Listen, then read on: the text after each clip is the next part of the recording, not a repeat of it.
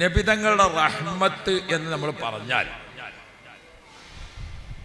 വീണ് കിടക്കുന്നവനെ താങ്ങിയെടുത്ത് ഹോസ്പിറ്റലിൽ എത്തിക്കുക പോലോത്ത കാരുണ്യ പ്രവർത്തനങ്ങൾ മാത്രമാണ് റഹ്മത്ത് എന്ന് മനസ്സിലാക്കിയതുപോലെയാണ് ഇപ്പം നമ്മുടെ മൊത്തത്തിൽ മുസ്ലിമീങ്ങളെ കാണാൻ പറ്റും.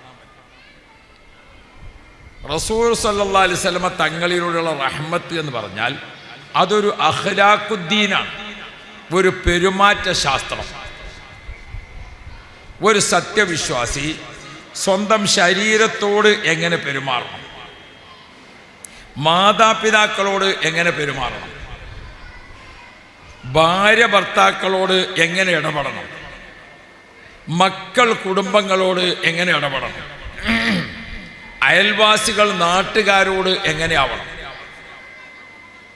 എതിരാളികളോടും ശത്രുക്കളോടും എങ്ങനെയാവണം, മൃഗങ്ങളോടും പക്ഷികളോടും എങ്ങനെയാവണം, മിണ്ടാപ്രാണികളോട് എങ്ങനെയാവണം, ഇങ്ങനെ തുടങ്ങിയിട്ട് ഒരു മനുഷ്യന്റെ ജീവിതവുമായി ബന്ധപ്പെട്ട് കിടക്കുന്ന രക്തബന്ധം, വിവാഹബന്ധം, അയൽപ്പക്ക ബന്ധം, കുടുംബ ബന്ധം, മനുഷ്യന്റെ സ്നേഹബന്ധം, ഇതൊക്കെ ചേർന്ന് നിൽക്കുന്ന, ഇതൊക്കെ കൂടി നിൽക്കുന്നതാണ് നമ്മുടെ ജീവിതം. നമുക്ക് ഒറ്റയ്ക്ക് ഇവിടെ ജീവിക്കാൻ കഴിയൂല. എനിക്ക് ഞാൻ മതി എന്ന് ആരോഗ്യം കൊണ്ട് തീരുമാനിക്കാൻ പറ്റുമോ? എത്ര ആരോഗ്യമുള്ള ആളാണെങ്കിലും വേറൊരു സഹായം വേണോ വേണ്ടേ? പണം എത്ര ഉണ്ടായാലും മറ്റുള്ളവരുടെ സഹായം വേണോ വേണ്ടേ? പരസഹായമില്ലാതെ നമുക്കിവിടെ ജീവിക്കാൻ കഴിയൂല. പൈസ ഉണ്ടെങ്കിൽ ചെരുപ്പ് വാങ്ങാം, പക്ഷെ ചെരുപ്പ് ഉണ്ടാക്കാൻ വേറെ കമ്പനി വേണ്ടേ? പൈസ ഉണ്ടെങ്കിൽ തുണിക്കുപ്പായൊക്കെ വാങ്ങാം, അത് ഉണ്ടാക്കി തരാൻ വേറെ സ്ഥലം വേണ്ടേ? ആരോഗ്യമുണ്ടെന്ന് വിചാരിച്ചിട്ട് ഒന്നുകൊണ്ടും സ്വന്തം ജീവിക്കാൻ പറ്റൂല. അപ്പം നമ്മുടെ ഒരു ജീവിതം എന്ന് പറയുന്നത് കടലും കരയും, സമുദ്രജീവികളും കരജീവികളും അല്ലേ, പക്ഷികളും പറവകളും മൃഗങ്ങളും എല്ലാം ചേർന്നതാണ്. ഈ ജീവികളോടൊക്കെ മനുഷ്യൻ സ്വീകരിക്കേണ്ട നിലപാടെന്താണ്? അതാണ് റഹ്മത്ത് എന്ന് പറയുന്നത്. നബി സല്ലല്ലാഹു അലൈഹി വസല്ലമ തങ്ങളുടെ റഹ്മത്ത് അതൊരു അഖ്ലാഖുദ്ദീനാണ്, പെരുമാറ്റ ശാസ്ത്രം.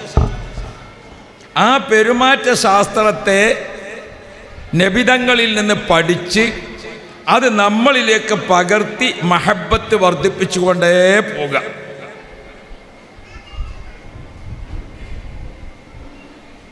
അതാണ് നബി സല്ലല്ലാഹു അലൈഹി വസല്ലമ തങ്ങൾ ലോകത്തിന് റഹ്മത്ത്. ആ റഹ്മത്തിലെ ഒരു ഭാഗമാണ് തളർന്നവനെ സഹായിക്കുക, രോഗമുള്ളവനെ സഹായിക്കുക, പട്ടിണി കിടക്കുന്നവരെ സഹായിക്കുക. അതൊക്കെ റഹ്മത്തിന്റെ ഒരു കാരുണ്യത്തിന്റെ ഭാഗമാണ്. ആ റഹ്മത്തിൽ നബിതങ്ങൾ പഠിപ്പിച്ച ഏറ്റവും പ്രധാനപ്പെട്ട ഒന്നുകൊണ്ട് തുടങ്ങാം. നിങ്ങൾ എൻ്റെ കൂടെ നിൽക്കണം. ഏതാണ് ഒന്ന്? നബിതങ്ങൾ എപ്പോഴും ഈ ഉമ്മത്തിന് അഭിവൃദ്ധി, ചെറിയൊരു ചുമ എന്ന് പറഞ്ഞാൽ മിനിഞ്ഞാന്ന് ആ ഗൂഡല്ലൂര് ഊട്ടി വയ്ക്കായിരുന്നു പരിപാടി. അപ്പോൾ അവിടുന്ന് ഒന്ന് ഒതുകൊടുത്തൊന്ന് കുളിക്കുകയൊക്കെ ചെയ്തപ്പം അതിൻ്റെ ഒരു റിയാക്ഷനാണ്, വേറെ കുഴപ്പമൊന്നും ഉണ്ടായിട്ടില്ല. അള്ളാഹു ഖൈർ തരട്ടെ. അപ്പം നിങ്ങളൊരു ആമീൻ പറഞ്ഞു, സ്വലാത്ത് ചൊല്ലിയൊക്കെ ഒപ്പം ഇങ്ങനെ നിന്നാൽ അത് അറിയാതെ എങ്ങനെയാണ് പോകും.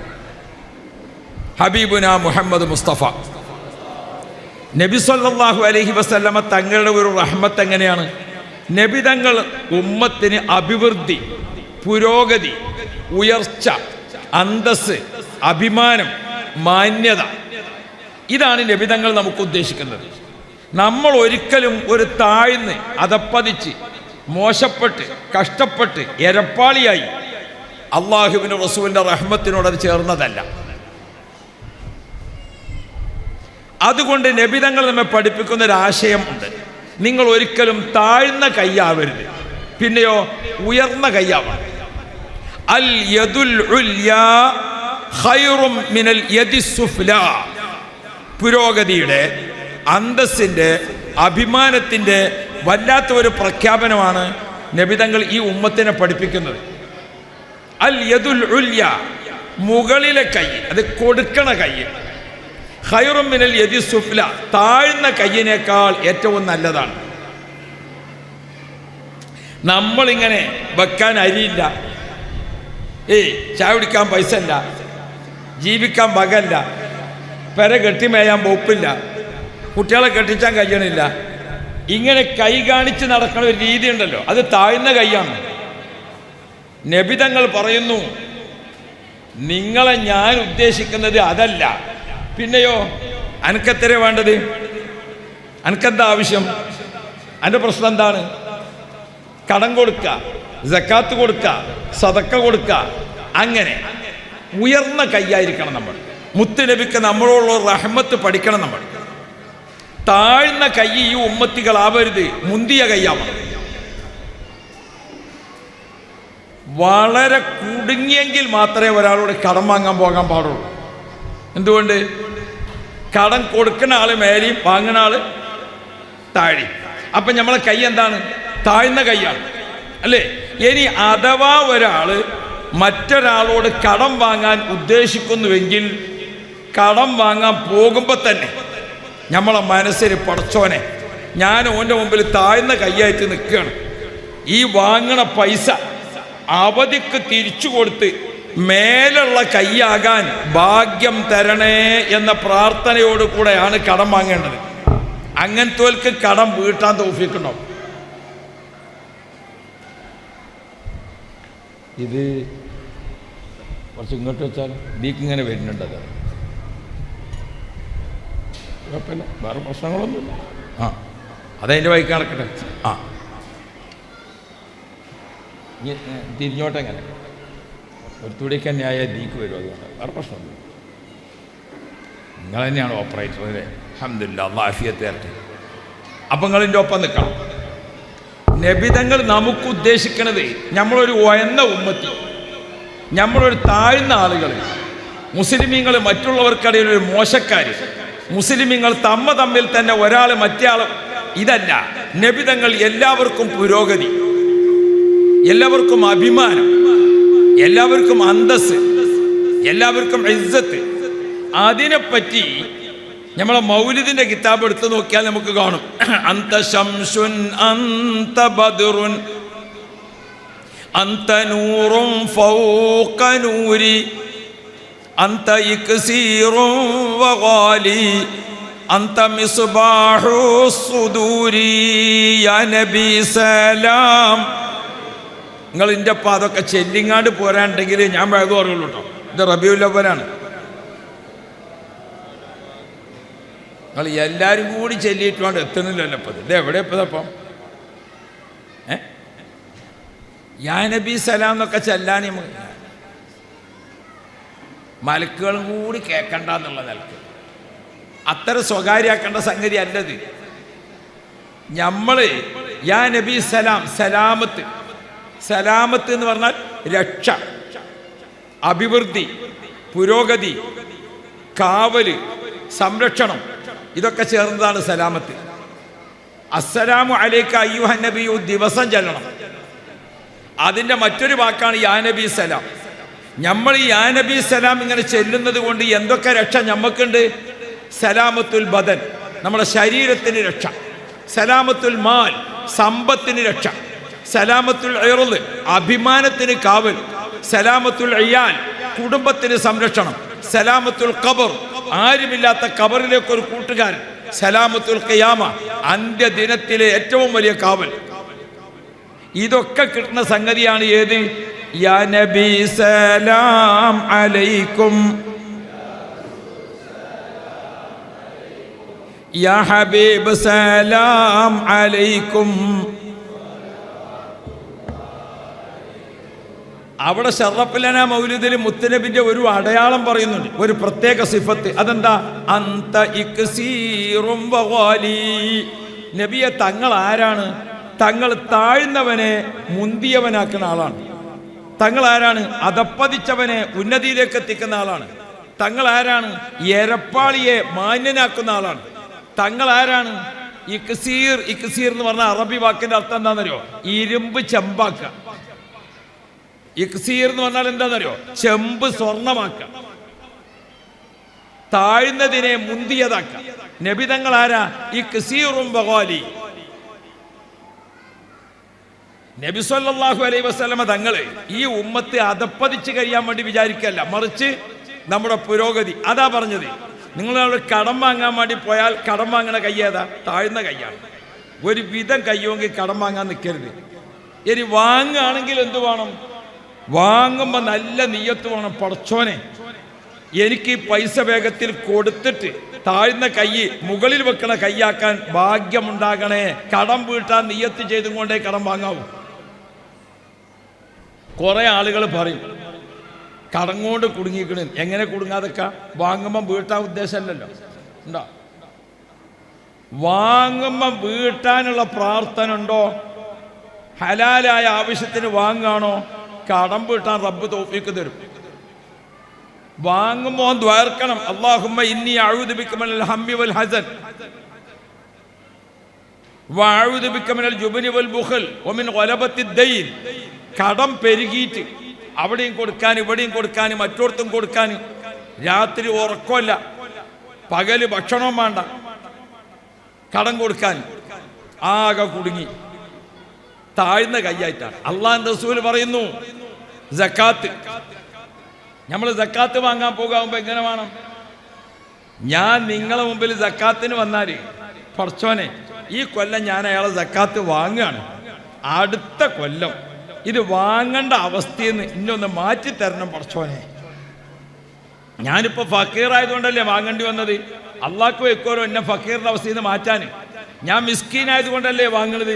ഈ മിസ്കീൻ അവസ്ഥയിൽ നിന്ന് സക്കാത്ത് വാങ്ങുന്ന ആൾ ദ്വാർക്കണം, പടച്ചോനെ അടുത്ത കൊല്ലം ഈ സക്കാത്ത് വാങ്ങുന്ന അവസ്ഥയിൽ നിന്ന് എന്നെ ഒന്ന് മാറ്റിത്തരണേ. അങ്ങനെയാ സക്കാത്ത് വാങ്ങണ്ടേ. അല്ലാതെ സക്കാത്ത് കൊടുക്കണോനെ അടയാളം വെച്ച് പോരലല്ല. ഈ കൊല്ലം സക്കാത്ത് വാങ്ങാൻ വേണ്ടി പോയപ്പോൾ നോലുമ്പ് 28 അപ്പൊ കൊടുക്കൽ ഏകദേശം തീർന്നിക്കണം. അപ്പോൾ വിചാരിച്ച് അടുത്ത കൊല്ലം നേർത്തെ വരണം. ഓം പിന്നെ സക്കാത്ത് വാങ്ങുന്ന ആളായിട്ട് തന്നെ പോകുള്ളൂ. കാരണം ഓം അടയാളം വെച്ച് പോരാണ്. വരുന്നല്ലോ ഞാൻ ഫക്കീറാവണം, വരുന്ന കൊല്ലം നേരത്തെ വരണമെന്ന് വിചാരിച്ചാൽ ഞാൻ വരുന്നല്ലോ ഫക്കീറാവണം, വരുന്ന കൊല്ലം ഞാൻ നേരത്തെ ഞാൻ മിസ്കീൻ തന്നെ ആവണം, വരുന്ന കൊല്ലം നേരത്തെ വാങ്ങണം, അപ്പം ഞാൻ കടക്കാരൻ തന്നെ ആകണം. അള്ളാഹുവിന്റെ റസൂലിന്റെ പ്രത്യേകത എന്താണെന്നോ? നബിതങ്ങൾ താഴ്ന്നവനെ മുന്തിയവനാക്കും, നബിതങ്ങൾ അധപ്പതിച്ചവനെ ഉന്നതിയിലേക്ക് എത്തിക്കും. അതാണ് മുത്തനബിന്റെ റഹ്മത്ത്. യാ റബ്ബ് യാ റബ്ബ്. ഒരു സംഭവം പറയാം. ഒരിക്കൽ ത്വാഹ റസൂലുള്ളാഹി നബി സല്ലല്ലാഹു അലൈഹി വസല്ലമ തങ്ങൾ നമ്മെ പഠിപ്പിക്കുന്നുണ്ട്, നമ്മൾ കഴിക്കുന്ന ആഹാരം, നമ്മൾ ധരിക്കുന്ന ഡ്രസ്സ്, നമ്മൾ ഉപയോഗിക്കുന്ന സാമഗ്രികൾ, അതിലേറ്റവും മുന്തിയതേതാ? ഏറ്റവും മുന്തിയതേതാ? നമ്മുടെ കൈകൊണ്ട് അധ്വാനിച്ച് വാങ്ങിയതാണ് ഏറ്റവും മുന്തിയ ഭക്ഷണമെന്ന് മുഹമ്മദുർ റസൂലുള്ളാഹ്. മറ്റൊരു സദക്ക തരുന്ന വിചാരിച്ചിട്ട് കാത്തു നിൽക്കലല്ല, മറ്റൊരിടത്ത് വെറുതെ കിട്ടും എന്ന് കരുതി കാത്തു നിൽക്കലല്ല. നിങ്ങൾ അധ്വാനിച്ച മുതലാണ് നിങ്ങളെ മുതലിന്റെ കൂട്ടത്തിൽ ഏറ്റവും മുന്തിയത്. കൈകൊണ്ട് അധ്വാനിച്ചത്. അതുകൊണ്ടാണ് അധ്വാനിച്ച് പണമുണ്ടാക്കാൻ, അധ്വാനിച്ച് ഐശ്വര്യം നേടാൻ, അധ്വാനിച്ച് കുടുംബം പോറ്റാൻ നബിതങ്ങൾ എത്രയാണ് പ്രേരിപ്പിച്ചത്. നോക്കൂ നിങ്ങൾ, അത്താജിറു സദൂഖ്, സത്യസന്ധനായ കച്ചവടക്കാരൻ. സാമ്പത്തികമായ ഉന്നമനം, സാമ്പത്തികമായ അഭിവൃദ്ധി നമുക്കുണ്ടായിരിക്കണം. അതാ റസൂലുള്ളാഹി തങ്ങൾ അത്താജിറു സദൂഖ്, സത്യസന്ധനായ കച്ചവടക്കാരൻ. ആ കച്ചവടക്കാരൻ നാളെ സ്വർഗത്തിൽ അമ്പിയാക്കൾക്ക് കൂടെയാണ്, ഔലിയാക്കളുടെ കൂടെയാണെന്ന് മുഹമ്മദ് മുസ്തഫ. പക്ഷേ കച്ചവടത്തിൽ എന്ത് വേണം? സത്യസന്ധത വേണം. വരുമാനം ഉണ്ടാകുന്നതിൽ ഏറ്റവും പ്രധാനപ്പെട്ട ഒരു മാർഗമാണ് കച്ചവടം, അല്ലേ? ഇത് നബി സല്ലല്ലാഹു അലൈഹി വസല്ലം നിങ്ങൾ നേരത്തെ പഠിപ്പിച്ചു. അതുകൊണ്ടാണ് അറബികൾ ആദ്യമേ ഈ നാട്ടിലേക്കൊക്കെ വന്നത്. എന്തിനു വന്നതാ? രാജ്യം കാണാൻ വന്നതല്ല. അറബികൾ കച്ചവട ആവശ്യത്താണ് ഇന്ത്യയിൽ വന്നത്. അറബികൾ ലോകത്ത് മുഴുവനും പോയത് എന്തിനാണ്? കച്ചവടത്തിനാണ്. ഷാമിലേക്ക് കച്ചവടത്തിന്. ഓരോ രാജ്യങ്ങളിലേക്കും അറബികൾ കച്ചവടത്തിന് പോയി. അവരുടെ രാജ്യത്തെ മദീനയിലുള്ള ഈത്തപ്പഴം അത് പുറം രാജ്യത്ത് കൊണ്ടുപോയി വിൽക്കുക. നമ്മളെ രാജ്യത്ത് നിന്ന് ഇഞ്ചി, നമ്മളെ രാജ്യത്ത് നിന്ന് കുരുമുളക്, നമ്മളെ രാജ്യത്ത് നിന്ന് തേക്ക് മരം, നമ്മളെ രാജ്യത്ത് നിന്ന് വിവിധ സമ്പത്തുകൾ അങ്ങോട്ട് കൊണ്ടുപോവുക. കച്ചവടക്കാരനാണ്. എന്തേ? നമ്മുടെ സാമ്പത്തികമായ അഭിവൃദ്ധിയുടെ ഏറ്റവും പ്രധാനപ്പെട്ട ഒരു മാർഗമാണ് കച്ചവടം. നിങ്ങൾ കച്ചവടം ചെയ്ത് ഉന്നതിയിലേക്ക് എത്തണം. മുസ്ലിമീങ്ങൾ എരപ്പാളികളാകരുത്. മുസ്ലിമീങ്ങൾ ഇങ്ങനെ തെണ്ടി നടക്കുന്നവരാവരുത്. അന്ത യക്സീറും വഗാലി അന്ത മിസ്ബാഹു സുദൂരി യാ നബി സലാം.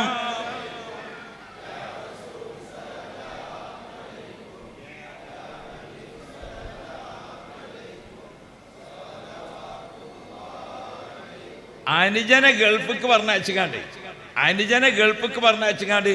അയക്കണ പൈസ കൊണ്ട് ഇങ്ങനെ ഈസ്റ്റ് വെസ്റ്റ് നടക്കുക അവിടെ കാര്യം പോലെ.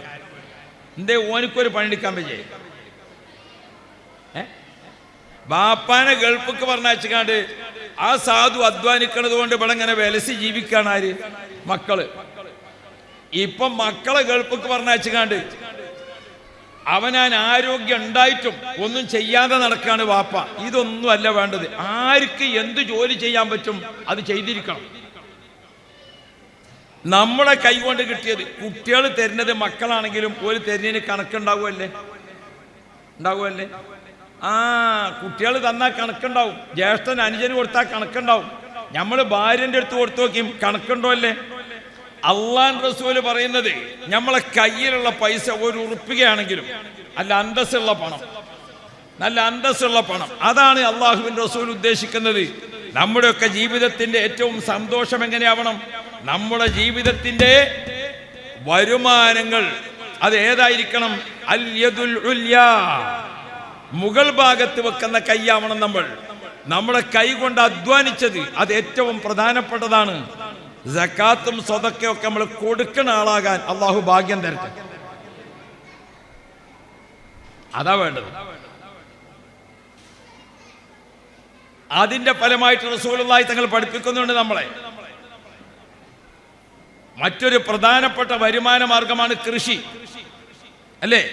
അല്ലാഹു റബ്ബി, കൃഷിയുടെ പ്രാധാന്യം പറയേണ്ടതില്ല. അഫറഅയ്തും മാ തസ്റഊൻ അഅൻതും തസ്റഊനഹു അം നഹ്നു സാരിഊൻ. നിങ്ങളെ കൃഷി എന്ന് പറഞ്ഞുകൊണ്ട് ഖുർആൻ അത് പ്രത്യേകമായി പഠിപ്പിക്കുന്നുണ്ട്. കണ്ടോ? നമ്മൾ കൃഷി ചെയ്യാൻ എന്ത് കൃഷിയാണ് സാധിക്കുക? ഏത് കൃഷിയും ചെയ്യാം. നെൽകൃഷി ചെയ്യാം, ഗോതമ്പ് കൃഷി ചെയ്യാം. നമ്മളെ നാട്ടിൽ എന്ത് ചെയ്യാം? നെൽകൃഷിയുണ്ട്, അല്ലേ? പച്ചക്കറി കൃഷിയുണ്ട്. ഏതെല്ലാം കൃഷികളുണ്ട്. നമുക്ക് വരുമാനം കിട്ടുന്നത് ഹലാലായ ഭക്ഷണം ഉണ്ടാക്കുന്നത്, വിഷമില്ലാത്ത ഭക്ഷണം കഴിക്കാൻ പറ്റിയത്, ഇല്ലേ? അള്ളാഹുവിന്റെ റസൂൽ എത്രയാണ് ഇഷ്ടപ്പെട്ടത്? അല്ലാഹു റബ്ബി, നബി കരീം സല്ലല്ലാഹു അലൈഹി വസല്ലമ തങ്ങൾ രണ്ട് നിലക്ക് കൃഷി പഠിപ്പിച്ചു. ഒന്ന്, നമ്മളെ അധീനത്തിലുള്ള പറമ്പിൽ നമ്മൾ കൃഷി ചെയ്യാം. രണ്ട്, നമ്മളടുത്ത് പറമ്പില്ല, മറ്റവനോട് പറമ്പ് വാടകക്ക് വാങ്ങിയിട്ട് കൃഷി ചെയ്യാം. പറമ്പ് വാടകക്ക് വാങ്ങിയിട്ട് കൃഷി ചെയ്യാം. ഈ പെണ്ണുങ്ങളൊക്കെ ശ്രദ്ധിക്കണം. നമ്മൾ 10 സെന്റ് താമസിക്കുന്ന പെരക്കാരാണ്. 10 സെന്റിൽ താമസിക്കുമ്പോൾ വീട് നിൽക്കുന്നത് എത്ര സെന്റ് ഉണ്ടാകും? 10 സെന്റിലാണെങ്കിൽ 3 സെന്റ് വീടുണ്ടാവും, അല്ലേ? 1 സെന്റ് മിറ്റം ഉണ്ടാവും. ബാക്കി 6 സെന്റോ? ബാക്കി 6 സെന്റ് കാട് മൂടി കിടക്കാണ്. അവിടെ എന്താ റസൂലുള്ളാഹി തങ്ങൾ പഠിപ്പിക്കുന്നത്? വീടിന്റെ ചുറ്റുഭാഗത്ത് കൃഷി ചെയ്യുക. പച്ചമുളക് കൃഷി ചെയ്യാം, വൈതനങ്ങ കൃഷി ചെയ്യാം, വെണ്ടക്ക കൃഷി ചെയ്യാം. 1 ഉറുപ്പികയും ചെലവില്ലാത്തൊരു കൃഷിയാണ് നമ്മളെ ആ വളഞ്ഞു നിൽക്കുന്ന ഒരു ഇതില്ലേ, ചെറിയ വളഞ്ഞ ഒരു പച്ചക്കറി, എന്താ ഇതിന് പറയാ, ഉപ്പേരി വെക്കണ സാധനം, കോവക്ക. അതന്നെ ഞാൻ പറഞ്ഞത്, കോവക്ക. എന്താണ് ഈ കോവക്കന്റെ പ്രത്യേകത? ഒന്നുണ്ടാക്കണ്ടല്ലേ നമ്മൾ? ഒന്നുണ്ടാക്കണ വെള്ളം ഒഴുകി പോണോടത്ത് വെറുതെ കായ്ച്ചുന്ന സാധനമാണ് കോവക്ക. ഒന്നുണ്ടാക്കണോടത്ത് നട്ടുപിടിപ്പിച്ചാൽ മതി. അത് വെറുതെ ഉണ്ടാക്കി, ഒരു ഇംഗ്ലീഷ് മരുന്നോ അതിന് വേണ്ട, ഒരു നാടൻ വെള്ളം അതിന് വേണ്ട, വെറുതെ പച്ചവെള്ളം പോണോടത്ത് ഉണ്ടാകും. ആ ഗോവക്കൊക്കെ ഒരു കുറച്ച് വലുതായി വരുമ്പോൾ ഒരു പന്തല് കെട്ടി കൊടുക്കാം. അതിന് ഇഷ്ടം പോലെ കായുണ്ടാവും. നമ്മൾ ഉപയോഗിച്ചതിന് ബാക്കിയുണ്ടെങ്കിൽ വിൽപ്പന നടത്താം, അല്ലെങ്കിൽ കുടുംബത്തിന് കൊടുക്കാം, അയൽവാസികൾക്ക് കൊടുക്കാം. ഇനി അതിനേക്കാൾ കൂടുതലുണ്ടെങ്കിൽ ഒരു ഗുഡ്സ് വണ്ടിയിലാക്കിയിട്ട് കോട്ടൊക്കെ കൊണ്ടു കൊടുത്താൽ മതി. ആര്യവൈദ്യശാലക്കാർ കാത്തിരിക്കുകയാണ്. 82 അരിഷ്ടത്തിൽ 82 ഇനം ദശമൂലാരിഷ്ടം, വാശാരിഷ്ടം, കനകാസവം ഇങ്ങനെയാണ് തുടങ്ങിയിട്ട് 82 അരിഷ്ടത്തിൽ ചേർക്കുന്ന ഏറ്റവും പ്രധാനപ്പെട്ട പച്ചക്കറിയാണ് കോവക്ക. അള്ളാഹുവിന്റെ റസൂൽ പറയുന്നത് വല്യാപ്പയാണ് വിചാരിച്ചിട്ട് കോവക്കന്റെ കൃഷി ചെയ്യൂടെ? ഗർഭമുള്ള പെണ്ണാണെങ്കിൽ ഓക്കെ 2 തൈ നട്ടുപിടിപ്പിച്ചൂടെ?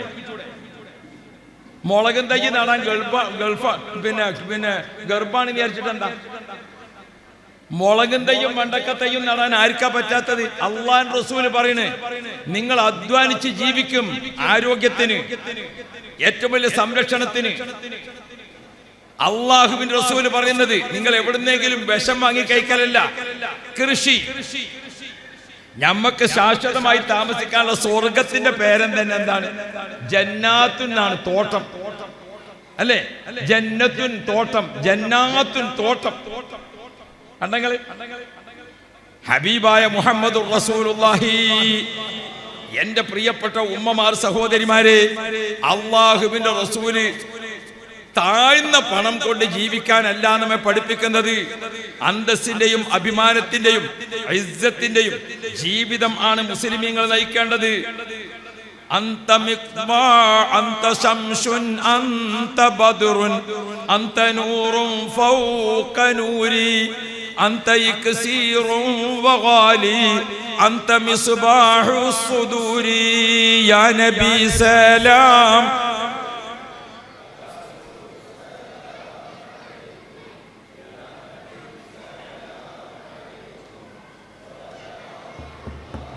ഇവിടെ നമ്മൾ വേറെ ചെറിയ കാര്യം കൂടി പഠിക്കണം.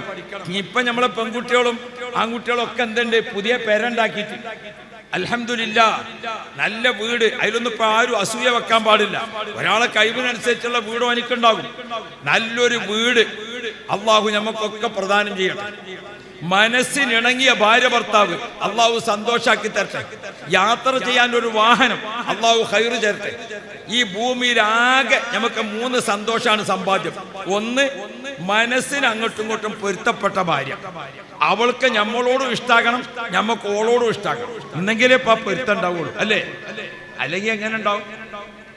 അതിന്റെ കാര്യം പറയാതെക്കാൻ നാളെ ജുമാഅത്ത് പള്ളിക്കന്ന് മോലിയാർ പറഞ്ഞു, ജുമാഅത്ത് പള്ളിക്കന്ന് മോലിയാർ പറഞ്ഞു, ഈ പെണ്ണുങ്ങൾ തന്നെയാണ് സ്വർഗത്തിലും ഉണ്ടാകുക. അപ്പൊ ഒരു ചങ്ങായി ഇരിക്കുന്നോട് തന്നെ നീച്ച് അങ്ങോട്ടും ഇങ്ങോട്ടും നടക്കൽ തുടങ്ങി. അപ്പൊ ഇയാള് പറഞ്ഞു, പടച്ചോനെ ഈ പെണ്ണുങ്ങൾ തന്നെ സ്വർഗത്തിലും തരുന്നേയം. അപ്പൊ പറഞ്ഞാ ഞാനാണ്ട് ഇല്ല ഉസ്താദേ. ചില കുടുംബജീവിതത്തിന്റെ അവസ്ഥ എങ്ങനെയാണ്? ഇതല്ല കുടുംബജീവിതം. കുടുംബജീവിതത്തിന്റെ സന്തോഷം പറഞ്ഞിട്ട് മുഹമ്മദ് മുസ്തഫ ദിവസം ഓതണ യാസീൻ സൂറത്തുണ്ട്. ആ യാസീൻ സൂറത്തിലുണ്ട് നല്ല ഭാര്യയും നല്ല ഭർത്താവും. ഓക്ക് ഇങ്ങോട്ടും ഇഷ്ടാണ്, ഇയാൾക്ക് അങ്ങോട്ടും ഇഷ്ടാണ്. ഓക്ക് ഇങ്ങോട്ടും പൊരുത്താണ്, ഇയാൾക്ക് അങ്ങോട്ടും പൊരുത്താണ്. ഭർത്താവിന് നല്ല ബഹുമാനം, ഭാര്യനോട് നല്ല സ്നേഹം. അങ്ങനത്തെ ഭാര്യ ഭർത്താക്കൾ ഹും വഅസ്വാജുഹും ഫീ ളിലാലിൻ അലൽ അറായികി മുത്തഖിഊൻ ലഹും ഫീഹാ ഫാകിഹത്തുൻ വലഹും മാ യദ്ഊൻ സലാമുൻ ഖൗലൻ മിർ റബ്ബിർ റഹീം. ദിവസം നമ്മൾ യാസീൻ ഓതുന്നില്ലേ? ഇൻഷാ അല്ലാഹ് ഞാനത് പറഞ്ഞുതരാം. ഒന്നുങ്ങളിന്റെ ഒപ്പം നിൽക്കും. കുറച്ചേരെ ഞാൻ പറയുള്ളൂ, നേരം വെളുക്കോളം പറയാൻ പരിപാടിയില്ല. പക്ഷെ ഉള്ളത് നമ്മൾ എന്താക്കണം? കേട്ട് പഠിക്കണം. ജീവിതത്തിന്റെ ഉത്സാഹം. ഇപ്പൊ നമ്മളെ കുട്ടികളൊക്കെ ചെടി നടുന്നുണ്ട്. ഏതാ ചെടി? വീട്ടിന്റെ മുറ്റത്തന്നെ ഒരു ചെടി ബുഷ് അല്ലേ? പുതിയ ചെടി ഇപ്പൊ എല്ലാ വീടൊക്കെ ഉണ്ടാക്കിയിട്ടുണ്ടല്ലോ. ചെടി ഇങ്ങനെ നട്ടുപിടിപ്പിച്ചിട്ട് ബുഷ് ചെടി, മറ്റേ ചെടി. ഒരു ഉപകാരം ആ ചെടി കൊണ്ട് ഒരു മനുഷ്യനുമില്ല, ഒരു മൃഗങ്ങൾക്കുമില്ല, ഒരു പക്ഷികൾക്കുമില്ല, ഒരു ഇഴജന്തുക്കൾക്കുമില്ല, ഒരു പ്രാണികൾക്കുമില്ല. ആ ചെടി കൊണ്ടൊരു ഉപകാരമില്ല. ഉണ്ടോ? ഉണ്ടോ? ആർക്കെങ്കിലും ഉപകാരമുണ്ടോ? ഈ ബുഷ് ചെടിമലി ഒരു പുഴു വന്നിങ്ങാണ്ട് കൂട് കൂട്ടിയത് നിങ്ങൾ കണ്ടിക്കണം. ഇപ്പൊ ഈ പുതിയ സൈസ് ചെടി ഉണ്ടല്ല, ഈ ചെടിമലൊക്കെ ഏതെങ്കിലും പക്ഷി വന്നിങ്ങാണ്ട് ഇരിക്കണത് നിങ്ങൾ കണ്ടിക്കണം. ഈ ചെടിന്റെ ഉള്ളിൽ കൂടെ ഒരു ചിത്രശലഭങ്ങൾ പാറി നടക്കുന്നത് കണ്ടിക്കണം. ഒരാൾക്കും ഒരു ഗുണം, ഒരു ജീവിക്കും ആ ചെടിമലില്ല. അല്ലെങ്കിൽ നിങ്ങൾക്ക് ഇനി വേഗം മനസ്സിലാണോ? ആടുകളാണ് വിട്ടാല് പച്ച ഇല കണ്ടാൽ ആട് കടിച്ചാതെ ഈ പുതിയ ചെടികളുണ്ടല്ലോ, ഇത് ഈ കാടിനെ വിട്ടുവെക്കാണി ഒരൊറ്റ ആടും ഇതിന്റെ ഒരലിയും കടിച്ചില്ല. എന്തുകൊണ്ട്? ഔഷധ വീര്യമുള്ള ഒന്നും അയിമലില്ല. അതേ സമയത്ത് നമ്മളെ പഴയ മല്ലികച്ചെടി, നമ്മളെ റോസാപ്പൂവ്, നമ്മളെ കഞ്ഞിക്കുറുക്കല്, നമ്മളെ പത്തണിമുല്ല, നമ്മളെ അസർമുല്ല, നമ്മളെ ചെമ്പരത്തി പൊത്തടപ്പൂക്കല്ലേ നാട്ടിലത്തെ, ഇതൊന്ന് വെച്ചോക്കാണെങ്കിൽ ശുദ്ധവായു, നല്ല സൗന്ദര്യം, നല്ല സന്തോഷം. അതാണ് വീട്ടിന്റെ മുറ്റത്തുണ്ടാക്കേണ്ടത്. അപ്പൊ അവിടെ 10 സെന്റ് താമസിക്കുന്ന ആള് ആ 3-4 സെന്റ് കഴിഞ്ഞാൽ ബാക്കിയുള്ള സ്ഥലത്ത് ഉമ്മമാരെ നമ്മളെ ചെടി വെക്കും, നമ്മളെ പച്ചക്കറി വെക്കും, നമ്മളെ പച്ചമുളക് വെക്കും. നമുക്ക് രുചികരമായ ഭക്ഷണത്തിന് ആവശ്യമായ മുളക്, വഴുതനങ്ങ, വെണ്ടക്ക, ഇതൊക്കെ നമ്മൾ കൃഷി ചെയ്തുണ്ടാക്കുമ്പോൾ കൈ കൊണ്ട് അധ്വാനിച്ചതിന് വലിയ പ്രതിഫലമാണെന്ന് മുഹമ്മദ് മുസ്തഫ. അതാണ് റഹ്മത്ത്, അതാണ് റഹ്മത്ത്. ഞാൻ ഒരു സംഭവം പറയാം. ഒരിക്കൽ നബിതങ്ങൾ ഇങ്ങനെ ഒരു സഭയിൽ ഇരിക്കുക. അപ്പണ്ട് ഒരു മധ്യവയസ്കനായ ഒരാൾ, ഏകദേശം ഒരു ചെറിയ ഒരാൾ, അയാളിങ്ങനെ നടന്നിട്ട് ഓനോട് കൈയാണിച്ച്, ഇവനോട് കൈയാണിച്ച്. ഇത് നബിതങ്ങൾ കണ്ടു. അപ്പൊ നബിതങ്ങൾ ഓനെ വിളിച്ചിട്ട് ചോദിച്ചു, എന്താ പ്രശ്നം എന്ന് ചോദിച്ചു. നബിയെ, പട്ടിണിയാണ്, ജീവിതത്തിന് വഴിയൊന്നുമില്ല, അതുകൊണ്ടാണ് ഇങ്ങനെ ചോദിക്കണത്. അപ്പൊ റസൂലുള്ളാഹി തങ്ങൾ അവനോട് ചോദിക്കണ്ട്, നിന്റെ കയ്യിൽ എന്താ ഉള്ളത്? ഒന്നുമില്ല, ഒന്നുമില്ല.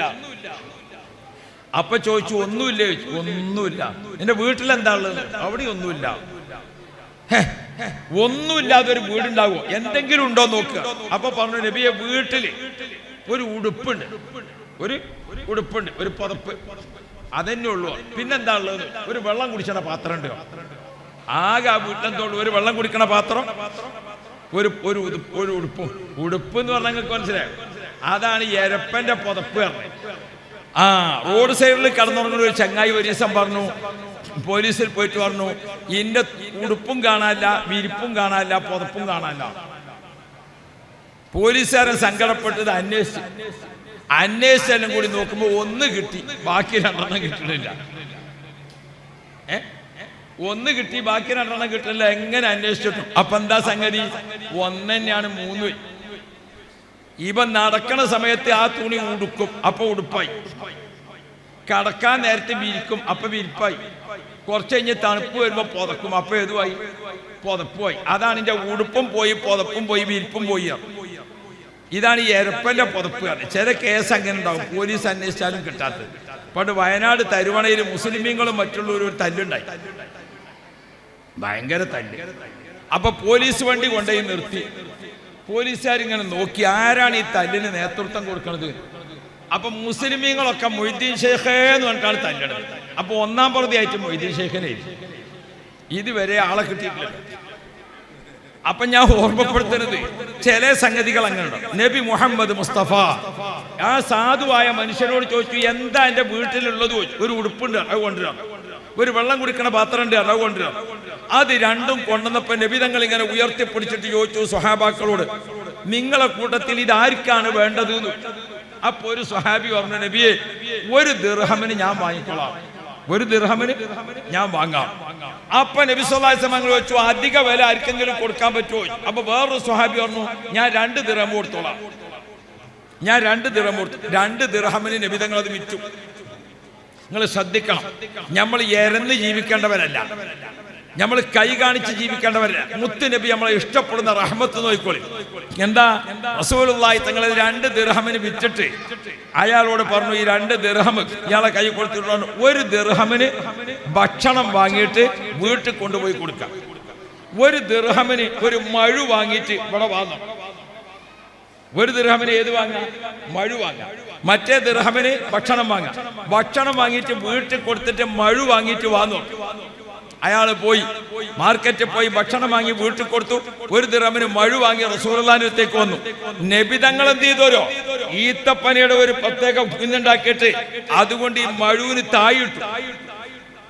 മഴുവിന് തായിട്ടിട്ട് അയാളെ കയ്യിൽ കൊടുത്തിട്ട് പറഞ്ഞു, 15 ദിവസത്തിന് നിന്നെ ഇവിടെ കാണാൻ പാടില്ല. നീ കാട്ടിൽ കയറിയിട്ട് വിറക് വെട്ടിയിട്ട് വിറക് അങ്ങാടിയിൽ വിൽക്കുക, എന്നിട്ട് പൈസ ഉണ്ടാക്കിയിട്ട് ജീവിക്കണം. 15 ദിവസം നിന്നെ ഇവിടെ പരിസരത്ത് കാണാൻ പാടില്ല. അല്ലാഹു റബ്ബി. നബിതങ്ങൾ പറഞ്ഞതനുസരിച്ച് അദ്ദേഹം മഴവും കൊണ്ട് കാട്ടിൽ കയറി വിറക് വെട്ടി അങ്ങാടിയിൽ വിറ്റു. വീണ്ടും പോയി വിറക് വെട്ടി അങ്ങാടിയിൽ വിറ്റു. വീണ്ടും പോയി വിറക് വെട്ടി അങ്ങാടിയിൽ വിറ്റു. നിങ്ങൾക്കറിയോ 15 ദിവസം റസൂലുള്ള പറഞ്ഞത്. 10ാമത്തെയോ 12ാമത്തെയോ ദിവസം, 10ാമത്തെയോ 12ാമത്തെയോ ദിവസമായിട്ടുള്ളൂ. അപ്പണ്ട് അയാളിങ്ങനെ വരുന്നു. എങ്ങനെയാ വരുന്നതെന്നറിയോ? നിങ്ങൾ ഗൾഫുകാർ വരുന്ന മാതിരി. എങ്ങനെ ഗൾഫുകാർ വരല്? ഗൾഫുകാർ ഇങ്ങനെ കയ്യും വീശിയിട്ട് ഒന്നുമില്ലാതെ വരുന്നത് നിങ്ങൾ കണ്ടിക്കണം. പിന്നെ എങ്ങനെ വരിക? 2 പെട്ടി ഉണ്ടാവും. ഒരു വലിയ ലഗേജ്, പിന്നൊന്നോ ഒരു ഹാൻഡ് ബാഗ്, ബ്രീഫ് കേസ്. ഇത് വലുതും ഇത് ചെറുതും. യഥാർത്ഥത്തിൽ വലുതേതാ? യഥാർത്ഥത്തിൽ ഇതാണ് വലുത്. അല്ലാഹു റബ്ബി. ഇരിക്കട്ടെ. അപ്പോ 2 കീസ് വെച്ച് റസൂലുള്ളാഹിന്റെ അടുത്തേക്ക് ആ പോയ ആളുണ്ടല്ലോ, ആ എറന്ന് നടന്നീന ആളുടെ റസൂലുള്ളാഹിന്റെ അടുത്തേക്ക് 12 ദിവസം കഴിഞ്ഞപ്പോ ഇങ്ങനെ 2 കീസിൽ ഇങ്ങനെ ഉഷാറാക്കി പിടിച്ചിട്ട്, ഏത് നവയ സാധനം വാങ്ങിയിട്ട് പിടിക്കാൻ പഞ്ചായത്ത് ഇങ്ങനെ തൂക്കി പിടിച്ചിട്ട് ഇങ്ങനെ വരുന്നുണ്ട്. അല്ലാ, ഗൾഫാരൊക്കെ നാട്ടിൽ വരുമ്പോ പെണ്ണുങ്ങൾ നോക്കാം, മുഖത്തേക്ക് നോക്കണേക്കാളും പെട്ടിമക്ക നോക്കാം. അത് പെണ്ണുങ്ങൾക്ക് അള്ളാഹു കൊടുത്ത ഞാമത്താണ്. നിങ്ങൾ കുറ്റം പറയുന്നതാണ്. അത് അങ്ങനെ കുറ്റം പറയേണ്ട കാര്യമൊന്നുമല്ല. ഒരുപ്പോ നോക്കാതെക്കോ അല്ലേ? ഞങ്ങൾ ഈ മൂല്യന്മാർക്കുണ്ട് അങ്ങനെ അനുഭവം. ദൂരഭാഗത്ത് ജോലി ചെയ്യണം മൂല്യന്മാരുണ്ടാവും, കണ്ണൂരും കാസർഗോഡൊക്കെ പോയിട്ട്. ഇപ്പൊ മൂല്യാർ വരുമ്പോ പെണ്ണുങ്ങൾ ഇങ്ങനെ നോക്കും, എന്തെങ്കിലും കയ്യിലുണ്ടോ ബാഗ്. ഒരു ദിവസം മൂല്യാർ വന്നപ്പോ വലിയൊരു ബാഗ് വെച്ചാ വരും. അപ്പോൾ മൂല്യാരെ കണ്ടപ്പോ തന്നെ അങ്ങോട്ടാണ്ട് ഇറങ്ങിച്ചെന്ന് സിറ്റ് ഔട്ടിന്ന്. അല്ലാ, ഭയങ്കര ഒരു സ്വീകരണം മറ്റൊക്കെ ഈ വലിയ ലഗേജ് കണ്ടപ്പോഴേ സന്തോഷമായി സ്വീകരിച്ചുകൊണ്ട് കൊണ്ടുവന്ന്. നിങ്ങൾക്ക് ചൂടുള്ളതാ പച്ചവെള്ളം വേണ്ടിയെന്ന് ചോദിച്ചു. അതൊന്നും സാധാരണ ചോദിക്കാത്തതാണ്. അപ്പൊ ഏതായാലും എന്നാ ചൂടുള്ളതായിക്കോട്ടെ, എന്നാ ഒരു കട്ടൻ ചായ ഉണ്ടാക്കട്ടെ എന്ന് ഓള് കട്ടൻ ചായ ഉണ്ടാക്കാൻ പോയി. മൂപ്പര് ബാത്റൂമുക്കും പോയി. ഇവള് കട്ടൻ ചായക്ക് വെള്ളം വെച്ചിങ്ങാണ്ട് മൂപ്പര് ബാത്റൂമിൽ കയറിയ അടിയിൽ ഈ ബാഗിൽ എന്തേ ഇക്കാരം പഠിച്ചവനെ ഒരു പൂതി ഉണ്ടാവുമല്ലോ. മൂപ്പര് ബാത്റൂമിൽ ഇരിക്കുന്ന അടിയിൽ മെല്ലെ ആ ബാഗിന്റെ ചെയിനൊന്ന് തുറന്നു നോക്കി. നോക്കുമ്പോ എന്താ നിങ്ങള് ജോലി സ്ഥലത്ത് നിന്ന് പിരിച്ചു വിട്ടിട്ട് പഴയ തലക്കണിയും പുറത്തൊക്കെയാണ്. അല്ലാ, ലഗേജ് കണ്ട് ചിരിച്ചാൻ നിൽക്കരുതിട്ടാ. ലഗേജ് കണ്ടുകാണ്ടല്ല ചിരിച്ചാൻ നിൽക്കേണ്ടത്. ആളെ മുഖത്ത് നോക്കിയിട്ട് മനസ്സ് നോക്കി ചിരിക്കാൻ അറിയണം. അള്ളാഹു നമ്മളെ പെണ്ണുങ്ങൾക്കൊക്കെ ഹൈറ് കൊടുക്കട്ടെ. ഇരിക്കട്ടെ. അപ്പോ റസൂലുള്ളാഹിന്റെ അടുത്തേക്ക് ആ സ്വഹാബി വരുന്നത് എങ്ങനെ? 2 കീസ് നിറച്ചിങ്ങനെ സാധനം. അത് കൊണ്ടുവന്നിട്ട് റസൂലുള്ളാഹിന്റെ മുന്നിൽ വെച്ചു. നേരത്തെ എരന്ന് നടന്നീന ആളയാള്. മൂപ്പര് 12 ദിവസം കഴിഞ്ഞപ്പോ ഈ 2 കീസ് വെച്ച് ഇങ്ങനെ വന്ന് നബി തങ്ങൾ ചോദിച്ചു, എന്താ ഇതിൽ ചോദിച്ചു. ഇത് ഭക്ഷണമാണ് നബിയെ, കുടുംബത്തിന് വാങ്ങിയ ഭക്ഷണമാണ്. ഇതിൽ എന്താന്ന് ചോദിച്ചു. കുടുംബക്കാർക്കൊക്കെ ഉള്ള ഡ്രസ്സാണ്. ഒരു കീസില് ഡ്രസ്സ്, മറ്റേ കീസില് അങ്ങനെ തന്നെയല്ലേ ഗൾഫിൽ നിന്ന് വരല്. ഒന്നിൽ ലഗേജും മറ്റേ നമ്മളെ ഡ്യൂട്ടി ഫ്രീന്ന് നമ്മള് ഇതൊക്കെ പാടെ വാങ്ങി 2 ലഗേജ് വെച്ച് ഇങ്ങനെ വരിക. ഇത് രണ്ടും കണ്ടപ്പോ റസൂലുള്ളാഹി തങ്ങൾ, ഇനി എൻ്റെ അടുത്ത് പൈസ ബാക്കിയുണ്ടോ? നിങ്ങൾ ശ്രദ്ധിക്കണം. ഇനി എൻ്റെ അടുത്ത് പൈസ ബാക്കിയുണ്ടോ? അപ്പൊ മൂപ്പര് പറഞ്ഞു 2 ദിർഹം ബാക്കിയുണ്ട്. ഇതൊക്കെ വാങ്ങിയിട്ട് എത്ര ബാക്കിയുണ്ട്? 2 ദിർഹം ബാക്കിയുണ്ട്. അപ്പൊ നബി തങ്ങൾ പറഞ്ഞു അവിടെ നിൽക്കുക. ആ കൂടെ സ്വഹാബാക്കളോട് നബി തങ്ങൾ ചോദിച്ചു, ഇയാളെ വീട്ടിൽ നിന്ന് കൊണ്ടുവന്ന ഒരു ഉടുപ്പും ഒരു ഗ്ലാസും കഴിഞ്ഞ ആഴ്ച ഇവിടുന്ന് വിൽപ്പന നടത്തിയാലോ ആരാ വാങ്ങിയത് എന്ന് ചോദിച്ചു. ഒരു സ്വഹാബി പറഞ്ഞു, നബിയെ ഞാനാണ് വാങ്ങിയത്. നിന്റെ 2 ദിർഹം നിനക്ക് തിരിച്ചു തരാം, ഇവന്റെ വിരിപ്പിന് തിരിച്ചു കൊടുത്തൂടെ ചോദിച്ചു. നേരത്തെ വിറ്റ സാധനം ഉണ്ടല്ലോ പരീത്തെ, ഇവൻ വിറ്റ സാധനം തിരിച്ചു കൊടുത്തൂടെ, എന്റെ പൈസ എനിക്ക് തിരിച്ചു തരാം. ആ സ്വഹാബി പറഞ്ഞു, ബലാ റസൂലല്ലാഹ്, എനിക്ക് 2 ദിർഹം കിട്ടിയാൽ മതി, ഞാൻ തിരിച്ചു കൊടുത്തോളാം. വിറ്റ സാധനം നബിതങ്ങൾ തിരിച്ചു വാങ്ങി ഇയാളെ തന്നെ കൊടുത്തിട്ട് അദ്ദേഹത്തെ വീട്ടിലേക്ക് യാത്രയാക്കുമ്പോൾ നബി സല്ലല്ലാഹു അലൈഹി വസല്ലമ തങ്ങൾ അദ്ദേഹത്തോട് പറയുന്നുണ്ട്, മോനെ, നിനക്കിങ്ങനെ കൈ കാണിച്ച് ജീവിക്കുന്നതാണോ, അതല്ല നിനക്ക് ഇതാണോ അന്തസ്? റസൂലുള്ളാഹി സ്വല്ലല്ലാഹു അലൈഹി വസല്ലം തങ്ങൾ പറഞ്ഞു, അധ്വാനിച്ച് ജീവിക്കണം. നബി തങ്ങൾ ഉദ്ദേശിക്കുന്നത് പുരോഗതിയാണ്, അഭിവൃദ്ധിയാണ്, ഉയർച്ചയാണ്, അന്തസ്സാണ്, അഭിമാനമാണ്. അതാണ് മൗലിദ് കിതാബിൽ അന്ത ഇക്സീറും വഗാലി അന്ത മിസ്ബാഹുസ് സുദൂരി യാ നബി സലാം.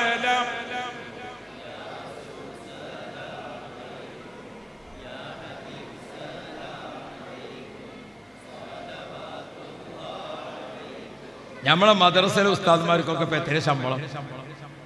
ഏറ്റവും ചെറിയ ശമ്പളം വാങ്ങുന്ന ആൾക്കാരാരാ? മദ്രസയിലെ ഉസ്താദന്മാർ. ഞങ്ങൾക്കൊരു സംഗതിയാക്കണം, ഞങ്ങളെ 10 ഇരട്ടി ശമ്പളം വാങ്ങണേ ഗവൺമെന്റ് ഉദ്യോഗസ്ഥനെക്കാട്ടിലും സന്തോഷമുള്ള ജീവിതം മദ്രസയിലെ ഉസ്താദിന്. മദ്രസയിലെ ഉസ്താദിന്റെ തുണിയും കുപ്പായം നോക്കുകയാണെങ്കിൽ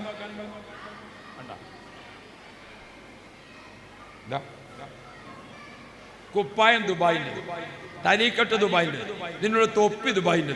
നിങ്ങൾക്ക് ബനിയൻ മാത്രമേ ഉള്ളൂ ഇന്ത്യൻ്റെത്. ചെറിയ ശമ്പളത്തിന് ജോലി ചെയ്യണ ഞങ്ങളെ ഉസ്താദന്മാർക്ക് എന്താ കാരണം? മുത്ത് നബിന്റെ സ്വലാത്തും സലാമും അവിടെ മൗലൂദി സ്വലാത്ത് സലാം, ഇവിടെ മൗലൂദി സ്വലാത്ത് സലാം. അള്ളാന്റെ റസൂലിന്റെ സ്വലാത്ത് സലാം ആര് ചെല്ലണോ ഓനിക്ക് അഭിവൃദ്ധിയാണ്, ഓനിക്ക് പുരോഗതിയാണ്. കെട്ടിച്ച പെൺകുട്ടികള്, കെട്ടിച്ചയച്ച അമ്മമാര് ഓളെ കെട്ടിച്ചോടുത്ത ഒരു സുഖമല്ല. മര്യാദക്ക് മുത്തനബിന്റെ പേരിൽ യാ നബി സലാം ചൊല്ലും സുഖം കിട്ടുമല്ലേ എന്ന് അറിയാലോ. ഞമ്മക്ക് ആർക്കാണ് ജീവിതത്തിന് ദാരിദ്ര്യം, ആർക്കാണ് ജീവിതത്തിന് പ്രയാസം, ആ ജീവിതക്കാരൊക്കെ മുത്തനബിന്റെ പേരിൽ യാ നബി സലാം അലൈക്കും. നിങ്ങളിപ്പോ ഒരു കുടുങ്ങിയിട്ട് എനിക്കും മാടി ചെല്ലണ ചെല്ലല, അതുകൊണ്ട് കാര്യമല്ല, അവനാനും മാടി ചെല്ലണം. ഇതാർക്കും മാടി ചെല്ലണം, ഞമ്മക്കും മാടി ചെല്ലണം. നിങ്ങളിപ്പോ അങ്ങനെ ചെല്ലണത് ഒരു എനിക്ക് മാടി ചെല്ലണം മാതിരി. ഞങ്ങളെ കുറ്റം പറയല്ല, നമ്മൾ തമ്മിൽ നല്ല ലോകത്തിലാണ്. അള്ളാഹു നമുക്ക് ഖൈറ് തരട്ടെ. ഹബീബുന മുഹമ്മദ് മുസ്തഫ. ഓ പ്രിയപ്പെട്ട സഹോദരിമാരെ, അള്ളാഹുവിന്റെ റസൂൽ നമ്മെ പഠിപ്പിക്കുന്നത് എന്താണ്? നമ്മുടെ ഭാര്യ നമുക്ക് ചെലവ് കൊടുക്കൽ നിർബന്ധമായ ആളാണ്, അല്ലേ? ഭാര്യക്ക് താമസിക്കാൻ വീട് നമ്മൾ ഉണ്ടാക്കണം. ആണുങ്ങൾ എത്രത്തോളം വേണം? ഭാര്യക്ക് 2 കൂട്ടം ചെരുപ്പ് വാങ്ങി കൊടുക്കണം. ഒന്ന് വീട്ടിന്റെ അകത്തൊക്കെ ഇടാനും ഉപയോഗിക്കാൻ, ഒന്ന് ഓളെ ചങ്ങാഴ്ചകളടേക്ക് കല്യാണത്തിനോ തക്കാരത്തിനോ ഒക്കെ പോകുമ്പോടാനും. 2 ഒന്ന് മതിയോ? പെരയിലിടാനും പുറത്തു പോകുമ്പോൾ ഒരു ചെരുപ്പ് മതിയോ? ആണുങ്ങൾ ഒറ്റയൊന്നും മുണ്ടണില്ലാട്ടാ, നിങ്ങൾക്ക് കിട്ടണ മട്ടം കാണില്ല. ഇനി പറയണ പോലെ തന്നെ എന്താ നിങ്ങൾ ഒരു മൽക്കളെ എഴുതാത്ത മാതിരി ഇങ്ങനെ ആകണുള്ളൂ. ഏതായാലും അള്ളാഹു റഹ്മത്ത് തരട്ടെ. 2 ചെരുപ്പ് പെണ്ണുങ്ങൾക്ക് വേണം. ഒന്നേതാ? ഒന്ന് വീട്ടിന്റെ അകത്തൊക്കെ ഇടുക, ബാത്റൂമിൽ പോകുമ്പോഴേ കുളിക്കുമ്പോഴേ വീട്ടിന്റെ അകത്തൊക്കെ. മറ്റൊന്നേതാ? മറ്റൊന്ന് കുറച്ച് മുന്തിയൊരു ചെരുപ്പ്. അതെന്ത് വേണം? ഓലെപ്പോലത്തെ ചങ്ങാഴ്ചകളുടെ അടിക്ക് കല്യാണത്തിനോ സൽക്കാരത്തിനോ, അതല്ലെങ്കിൽ പിന്നെന്താണ് വേറെ പല പരിപാടി ഉണ്ടല്ലോ. എന്ത് പരിപാടി? എന്തെല്ലാം സംഗതി ഉണ്ടത് നിങ്ങൾ. ഇന്നാൾ എൻ്റെ ഒരു മകൻ കല്യാണം, ഓന്റെ കല്യാണം കഴിഞ്ഞപ്പം ഇവര് പറഞ്ഞു പിറ്റേന്ന് ഓല് അടുക്കള കാണാൻ വരുന്നുണ്ട്. ഇവിടെ ഉണ്ടായി ഉണ്ടോ? അടുക്കള കാണാൻ വരികയാണ്. അപ്പൊ ഞാൻ ചോദിച്ചു, നിങ്ങൾ പുറപ്പെട്ടോ ചോദിച്ചു. അപ്പൊ എല്ലാവരും എന്നാ ഇവിടെ ഗ്യാസ് അടുപ്പാണ്, ഞാനാണ് കൊടുത്തേക്കാം, കണ്ടിട്ട് കൊണ്ടുവന്നാൽ മതിയോ, ഒരു 4 ദിവസം അവിടെ നിന്നോട്ടെ. അപ്പൊ അതിന് എൻ്റെ പെണ്ണുങ്ങൾ എന്നെ പിടിച്ചു വെക്കലും എന്താ മനുഷ്യങ്ങൾക്ക് എന്തൊരു വർത്താനായി പറഞ്ഞെന്നൊക്കെ പറഞ്ഞു. അപ്പൊ നമ്മളിപ്പോ ഇത് ഓതിയ കിതാബിലൊന്നും ഇങ്ങനത്തെ ഒന്നും നമ്മൾ ശ്രദ്ധിച്ചിട്ടില്ലല്ലോ. പെണ്ണുങ്ങൾ പറഞ്ഞപ്പോഴാണ് പിന്നെ ഇതിന്റെ സംഗതിയൊക്കെ അറിയുന്നത്. അള്ളാഹു നമ്മളെ കുടുംബത്തിലൊക്കെ റഹ്മത്ത് തരട്ടെ. അപ്പൊ പെണ്ണുങ്ങൾക്ക് എന്തുണ്ടാകും? അടുക്കള കാണാൻ പോക്കുണ്ടാക്കും. മറ്റു അപ്പൊ എന്ത് വേണം? 2 കൂട്ടം ചെരുപ്പ് വേണം, നല്ലത്. അല്ലാഹു റബ്ബി. ആണുങ്ങൾക്ക് 3 കൂട്ടം ഡ്രസ്സ് മതി, പക്ഷെ പെണ്ണുങ്ങൾക്ക് ചുരുങ്ങിയത് 5 വേണം. അല്ലേ? ഞമ്മക്കൊരു 3 ഉണ്ടായ ഒന്ന് മാറ്റി എടുക്കാനും, ഒന്ന് വെള്ളിയാഴ്ച ജുമാക്ക് പോകാനും. എന്നാൽ തന്നെ നമ്മളെ കാര്യം ശരിയാവും. പെണ്ണുങ്ങൾക്ക് അത് മതിയാകുമോ? നിങ്ങളെ കണക്കാക്കിയിട്ട് പെണ്ണുങ്ങളെ കണക്കാക്കാൻ പറ്റില്ല. ഓക്ക് ചുരുങ്ങിയത് 5 എണ്ണം വേണം. എന്തുകൊണ്ട്? ഓളാണ് കുട്ടിനെടുക്കണത്. കുട്ടിനെടുത്ത് ഡ്രസ്സ് മാറ്റി കുട്ടിനെടുത്തു. ആ കുട്ടിനെടുത്തിങ്ങാണ് ഇങ്ങനെ നിൽക്കണതിൻ്റെ അടിയിൽ കുട്ടി ഒന്നായിട്ട് ഛർദ്ദിച്ചു. ഈ കേസ് ഞമ്മക്കില്ലല്ലോ. അപ്പൊ ആ ഛർദ്ദിച്ച കുപ്പായം മാറ്റിയിട്ട് വേറൊന്നിട്ട്, മറ്റത് തിരുമ്പിയാലും ഉണങ്ങിക്കിട്ടണ്ടേ, അലക്കിയാല് അല്ലേ? അല്ലാഹു റബ്ബി. രണ്ടാമത്തെ കുപ്പായം മാറ്റിങ്ങാണ്ട് കുട്ടിനെ മടിയിൽ വെച്ച് നോക്കുമ്പോൾ അപ്പോഴാണ് കുട്ടിക്ക് മൂത്രം വയ്ക്കാൻ മുട്ടിയത്. മാറ്റണോ മാറ്റണ്ടേ? അപ്പൊ അനക്കുള്ള തുണിക്കുപ്പായം മതി ഓക്ക്. ഇതൊക്കെ ആര് ചെയ്യണം? ആണുങ്ങൾക്ക് ഇവിടെ പണിയുണ്ട്. അള്ളാഹു നല്ല കഴിവ് തരട്ടെ. ഞാൻ നിങ്ങൾക്ക് കുറച്ച് പൈസ ഉണ്ടാക്കി തന്നിട്ട് പറയാൻ വിചാരിച്ചിങ്ങാണ്ട. പൈസ ഇപ്പം ഉണ്ടാക്കി തന്നില്ലേ? കച്ചവടം തുടങ്ങി, കൃഷി തുടങ്ങി, നല്ല ജോലിയായി, ചുറ്റുഭാഗത്തൊക്കെ നമ്മളെ വീടിന്റെ പരിസരത്തൊക്കെ വൈതനങ്ങയായി, വെണ്ടക്കയായി, ബാക്കിയുള്ളതൊക്കെ ആയി. കുറച്ച് പൈസ ഉണ്ടായിട്ട് പറഞ്ഞാൽ മതിയല്ലോ എന്ന് വിചാരിച്ച് കാത്തുന്നതാണ് ഞാൻ. അള്ളാഹു നല്ല ഖൈറ് തരട്ടെ. നമ്മളെ സഹോദരിമാരെ സംരക്ഷിക്കേണ്ടത് ആരാ? നമ്മളാണ്. പെങ്ങന്മാരെ നോക്കേണ്ടത് ആണുങ്ങളാണ്, അല്ലേ? ഉമ്മാരെ നോക്കേണ്ടത് ആണുങ്ങളാണ്. സാമ്പത്തിക നോട്ടം ഭാര്യമാരെ നോക്കേണ്ടത് നമ്മളാണ്, അല്ലേ? അള്ളാഹു നമുക്ക് കഴിവ് തരട്ടെ. കുടുംബത്തെ നോക്കുന്നത് ആരാണോ അവർക്ക് മനസ്സിന് ആരോഗ്യമുണ്ടാകും, ശരീരത്തിന് ആരോഗ്യമുണ്ടാകും, ആയുഷ്കാലം നീണ്ടു കിട്ടും, അവർക്ക് നല്ല ഐശ്വര്യമുണ്ടാകും. അല്ലാഹു റബ്ബി. ഒരു വാപ്പാക്ക് 3 പെൺകുട്ടികൾ ജനിച്ചു, 3 നല്ല പോലെ പോറ്റി വളർത്തി. അള്ളാഹു അവന് സ്വർഗം കൊടുക്കുമെന്ന് മുഹമ്മദ് മുസ്തഫ. അപ്പൊ ഒരു സഹാബി ചോദിച്ചു, നബിയെ 2 കുട്ടികളാണെങ്കിലോ 2 ആണെങ്കിലും? അപ്പൊ ഒരു സഹാബി 1 ആണെങ്കിലോ എന്നെങ്ങനെ ചോദിച്ച? അല്ല, ചോദിക്കണേനും വേണ്ട ഒരു മട്ടം. മനസ്സിലാക്കി? പെൺകുട്ടികളെ സംരക്ഷിക്കാം. ബഹുമാനപ്പെട്ട ജാബിർ റളിയല്ലാഹു അൻഹു, ജാബിർ ബിൻ അബ്ദുല്ലാഹി റളിയല്ലാഹു അൻഹു തങ്ങൾ ആരാ? മുത്തുനബിന്റെ പ്രധാനപ്പെട്ട സ്വഹാബാക്കളിൽപ്പെട്ട ആളാ. ഉഹദ് യുദ്ധത്തിന്റെ വിളി കേട്ടുകൊണ്ട് ജാബിറിന്റെ വാപ്പ ജാബിറിനോട് പറഞ്ഞു, മോനെ ജാബിറെ, ഞാൻ ഉഹദ് യുദ്ധത്തിലേക്ക് പോവുകയാണ് മോനെ. ഞാൻ ഉഹദിന്റെ ഭാഗത്തുനിന്ന് റസൂലുള്ള സ്വർഗത്തിന്റെ വാസന കേൾക്കുന്നു എന്ന് പറഞ്ഞപ്പോൾ എനിക്ക് സ്വർഗത്തേക്ക് പോകാൻ പൂതിയേക്കണേ. അപ്പം മകൻ പറഞ്ഞു, വാപ്പ നിങ്ങൾക്ക് കുറച്ച് പ്രായമൊക്കെ ആയില്ലേ, യുദ്ധത്തിന് പോകാൻ നല്ലത് ഞാനല്ലേ, ഞാൻ പോയിക്കോളാം. അപ്പൊ വാപ്പ പറഞ്ഞു, മോനെ ഞാൻ സ്വർഗം ആശിച്ചു പോയി, ഞാൻ സ്വർഗത്തിലേക്ക് പോകാൻ പൂതി വെച്ചു, അതുകൊണ്ട് ഉപ്പാന്റെ കുട്ടി ഇവിടെ നിന്നോ, ഞാൻ പോയിക്കോളാം. ആയിക്കോട്ടെ, നിങ്ങൾ പോയിക്കോളി എന്നാണ് മോൻ സമ്മതം കൊടുത്തു. അപ്പൊ ജാബിർ റളിയല്ലാഹു അൻഹുവിന്റെ അവസ്ഥ എന്താണെന്നറിയാം? 7 പെൺകുട്ടികളുടെ അടിയിൽ 1 ആൺകുട്ടിയാണ്. നമ്മൾ ആണുങ്ങൾ മനസ്സിലാക്കണം, 7 പെൺകുട്ടികളുടെ അടിയിൽ 1 ആൺകുട്ടിയാണ് ആര്?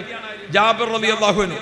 വാപ്പ ഉഹദിലേക്ക് പോകാൻ ഒരുങ്ങിയപ്പോൾ ആ 7 പെങ്ങന്മാരിങ്ങനെ നിർത്തിയിട്ട് പറഞ്ഞു, മോനെ ജാബിറെ, ഈ 7 പെങ്ങന്മാരും നിന്റെ സഹോദരിമാരാണ്.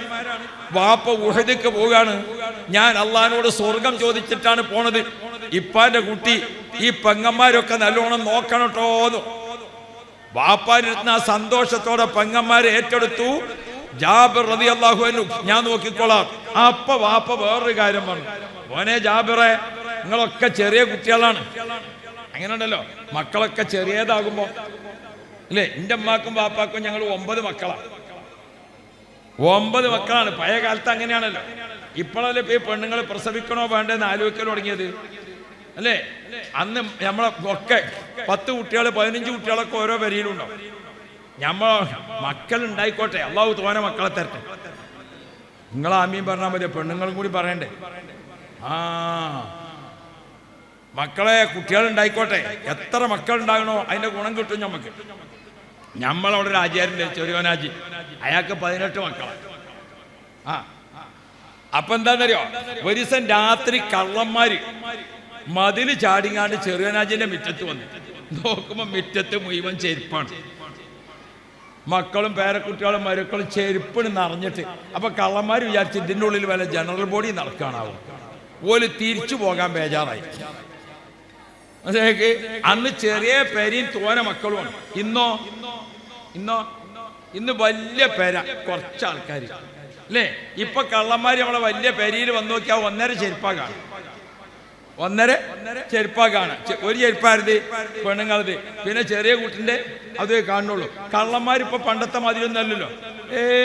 കള്ളന്മാരിപ്പോ വീട്ടിൽ വന്ന ആദ്യം TV ഓണാക്കി, ഫ്രിഡ്ജിൽ വല്ലതും ഉണ്ടോ നോക്കി, ഫ്രിഡ്ജിൽ നിന്ന് ആ ജ്യൂസൊക്കെ എടുത്ത് കുടിച്ച് TV ഒക്കെ ഒന്ന് ഓണാക്കി AC ഒക്കെ റെഡിയാക്കി. അല്ലാഹു റബ്ബി, ബേജാറൊന്നുമില്ല. കാരണം വീട്ടുകാർ ഉണർന്നാലും ഇപ്പൊ ഒരു പെണ്ണല്ലേ ഉണരാനുള്ളത്. അല്ലെങ്കിൽ പിന്നെ നീച്ചടക്കാൻ പറ്റാത്തൊരു വാപ്പയാണ് പിന്നെ ഉണ്ടാകുക, അല്ലേ? വലിയ വീടാന്നല്ലാതെ ഇതൊക്കെ വൃദ്ധസദനങ്ങളാണല്ലോ, അല്ലേ? അപ്പൊ ഇന്നാളൊരു പെരീന്ന് കക്കാനുള്ള സാധനങ്ങളൊക്കെ എടുത്ത് വെച്ചൊക്കെ റെഡിയാക്കി, ഒക്കെ കെട്ടി റെഡിയാക്കി വെച്ചിങ്ങാണ്ട് ഞാൻ വിയർത്തപ്പോ ഒരു റൂം കയറിങ്ങാണ്ട് കള്ളന്മാരെന്ത് ചെയ്ത് നിങ്ങൾ AC ഓണാക്കി. അതുപോലെ അവിടെ കുറച്ചു നേരം വിശ്രമിച്ച് അതിലോ ഉറങ്ങിപ്പോയി, നന്നായിട്ട് ഉറങ്ങിപ്പോയി. രാവിലെ നീച്ചു നോക്കുമ്പോ കള്ളന്മാര് നല്ല ഉറക്കില്ല. ബേജാറില്ല ആർക്കും. മക്കളുണ്ടായിക്കോട്ടെ, നമ്മൾക്ക് മക്കളെ കൊണ്ട് ഗുണേ കിട്ടുള്ളൂ. അള്ളാഹുവെ മക്കളെ കൊണ്ട് ഖൈറ് തരണേ അല്ലാ, മക്കളെ കൊണ്ട് സന്തോഷം തരണേ അല്ലാ. പക്ഷെ നമ്മൾ മക്കളെ തെറ്റായി കരുതരുത്. ഇന്ന് ഞാൻ ഈ ബാപ്പാരോടും ഉമ്മാരോടും മക്കളെ വിവരം ചോദിക്കലില്ല. എന്തുകൊണ്ട്? അപ്പാത്തിന് തുടങ്ങി പറയല്, മക്കളെ കാര്യമൊന്നും പറയണ്ട, ഒക്കെ കുരുത്തക്കേടുള്ള സൈസാണ്. പോലെ മുടിയും തലയൊന്നും കാണാതൊക്കെയാ നല്ലത്. മറ്റാ മറിച്ച കുറ്റം പറഞ്ഞുകൊണ്ടാണ് നമ്മൾ തുടങ്ങുന്നത്. ഒരു തലമുറ മുഴുവനും മക്കളെ ശപിക്കല്ലേ. ഞമ്മക്ക് അള്ള തന്ന മക്കളാണ്. പടച്ചോൻ എൻ്റെ കുട്ടിനെ നന്നാക്കണേ, പടച്ചോൻ എൻ്റെ മോളെ നന്നാക്കണേ എന്ന് പറയലല്ലാതെ ഒരു ഉമ്മയും ബാപ്പയും കുട്ടികളെ കുറ്റപ്പെടുത്തി പറയരുത്. മക്കളെ പറ്റിയിട്ട് ദ്വാർക്ക, മക്കളെ നന്നാക്കി തരും അല്ലാഹു തആല. കാലത്തിനനുസരിച്ച് പല സംഗതി ഉണ്ടാവൂലേ. അള്ളാഹു നമ്മളെ മക്കളെ നന്നാക്കി തരട്ടെ. മക്കള് നല്ലോണം ഉണ്ടാകണം. കുട്ടികളെ പറ്റി കുറ്റപ്പെടുത്തണ്ട. ഒരു വാപ്പാക്ക് 3 മക്കള്, ഒരു വാപ്പാക്കും ഉമ്മാക്കും 3 മക്കള്. അപ്പൊ എന്താന്നറിയാം, ഈ 3 മക്കളില് 3 ആൾക്കും നല്ല ഉദ്യോഗം. ഒരാൾ ഖത്തർ എയർപോർട്ടിൽ, ഒരാൾ കുവൈത്തിൽ, ഒരാൾ ഒമാനിൽ. നല്ല ഉമ്മയും ബാപ്പി ഇവിടെ കഷ്ടപ്പെട്ട് കയ്യാണെങ്കിൽ പൈസയൊക്കെ അയച്ചു കൊടുക്കുന്നുണ്ട്, പൈസയൊക്കെ അയച്ചു കൊടുക്കുന്നുണ്ട്. പക്ഷേ ഈ ഉമ്മാക്കും ബാപ്പാക്കും ഒരു ഹോസ്പിറ്റലിൽ പോകണമെങ്കിൽ ഇവരാരെങ്കിലും ഉണ്ടോ? ഒരു താങ്ങാനും മറ്റുണ്ടോ? അല്ലാ, ഒരു 2 ആൾ ഹോസ്പിറ്റലിൽ പോയി. ഒരു ഹോസ്പിറ്റലിൽ പോയിട്ട് അവിടെ ഇങ്ങനെ ഡോക്ടറെ കാത്തിക്കുമ്പോ വേറൊരു ഉമ്മയും ബാപ്പിയും വന്നു. വേറൊരു ഉമ്മയും ബാപ്പിയും വന്ന്. ഓൾക്ക് 3 കുട്ടികളാണ്. ഓൾക്ക് 3 ആൺകുട്ടികൾ. 2 ആൺകുട്ടികൾ ഉഷാറാ. ഒരാൾ സിംഗപ്പൂരിലും ഒരാൾ വേറെ എവിടെ ഒരു സ്ഥലത്തും.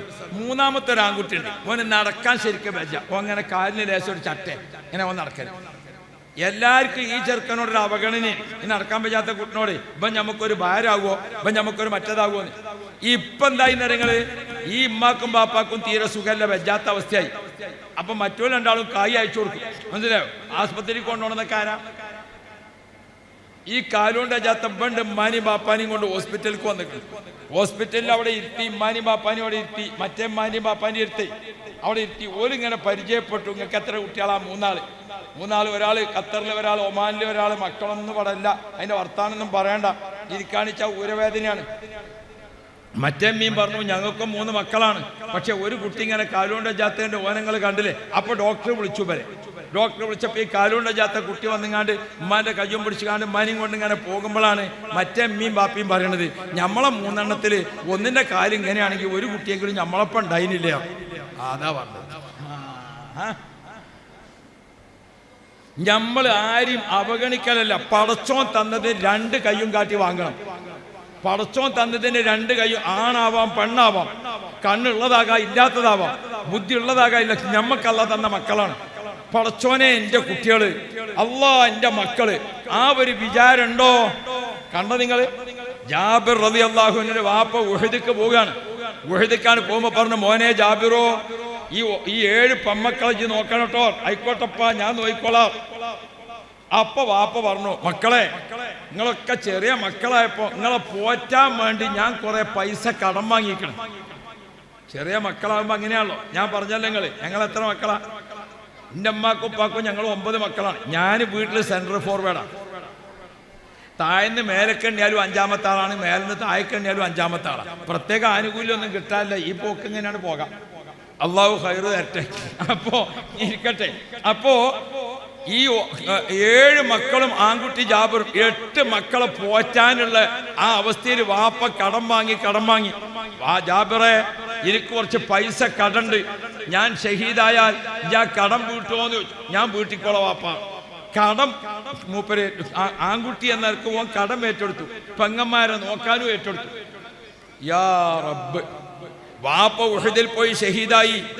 ഈ 7 പെൺമക്കളാകുന്ന പെങ്ങന്മാരെയും ഈ കടമൊക്കെ പാടെ ഏറ്റെടുത്തിട്ട് ജാബിർ ഇങ്ങനെ കഷ്ടപ്പെട്ട് കുടുംബത്തെ പോറ്റാണ്.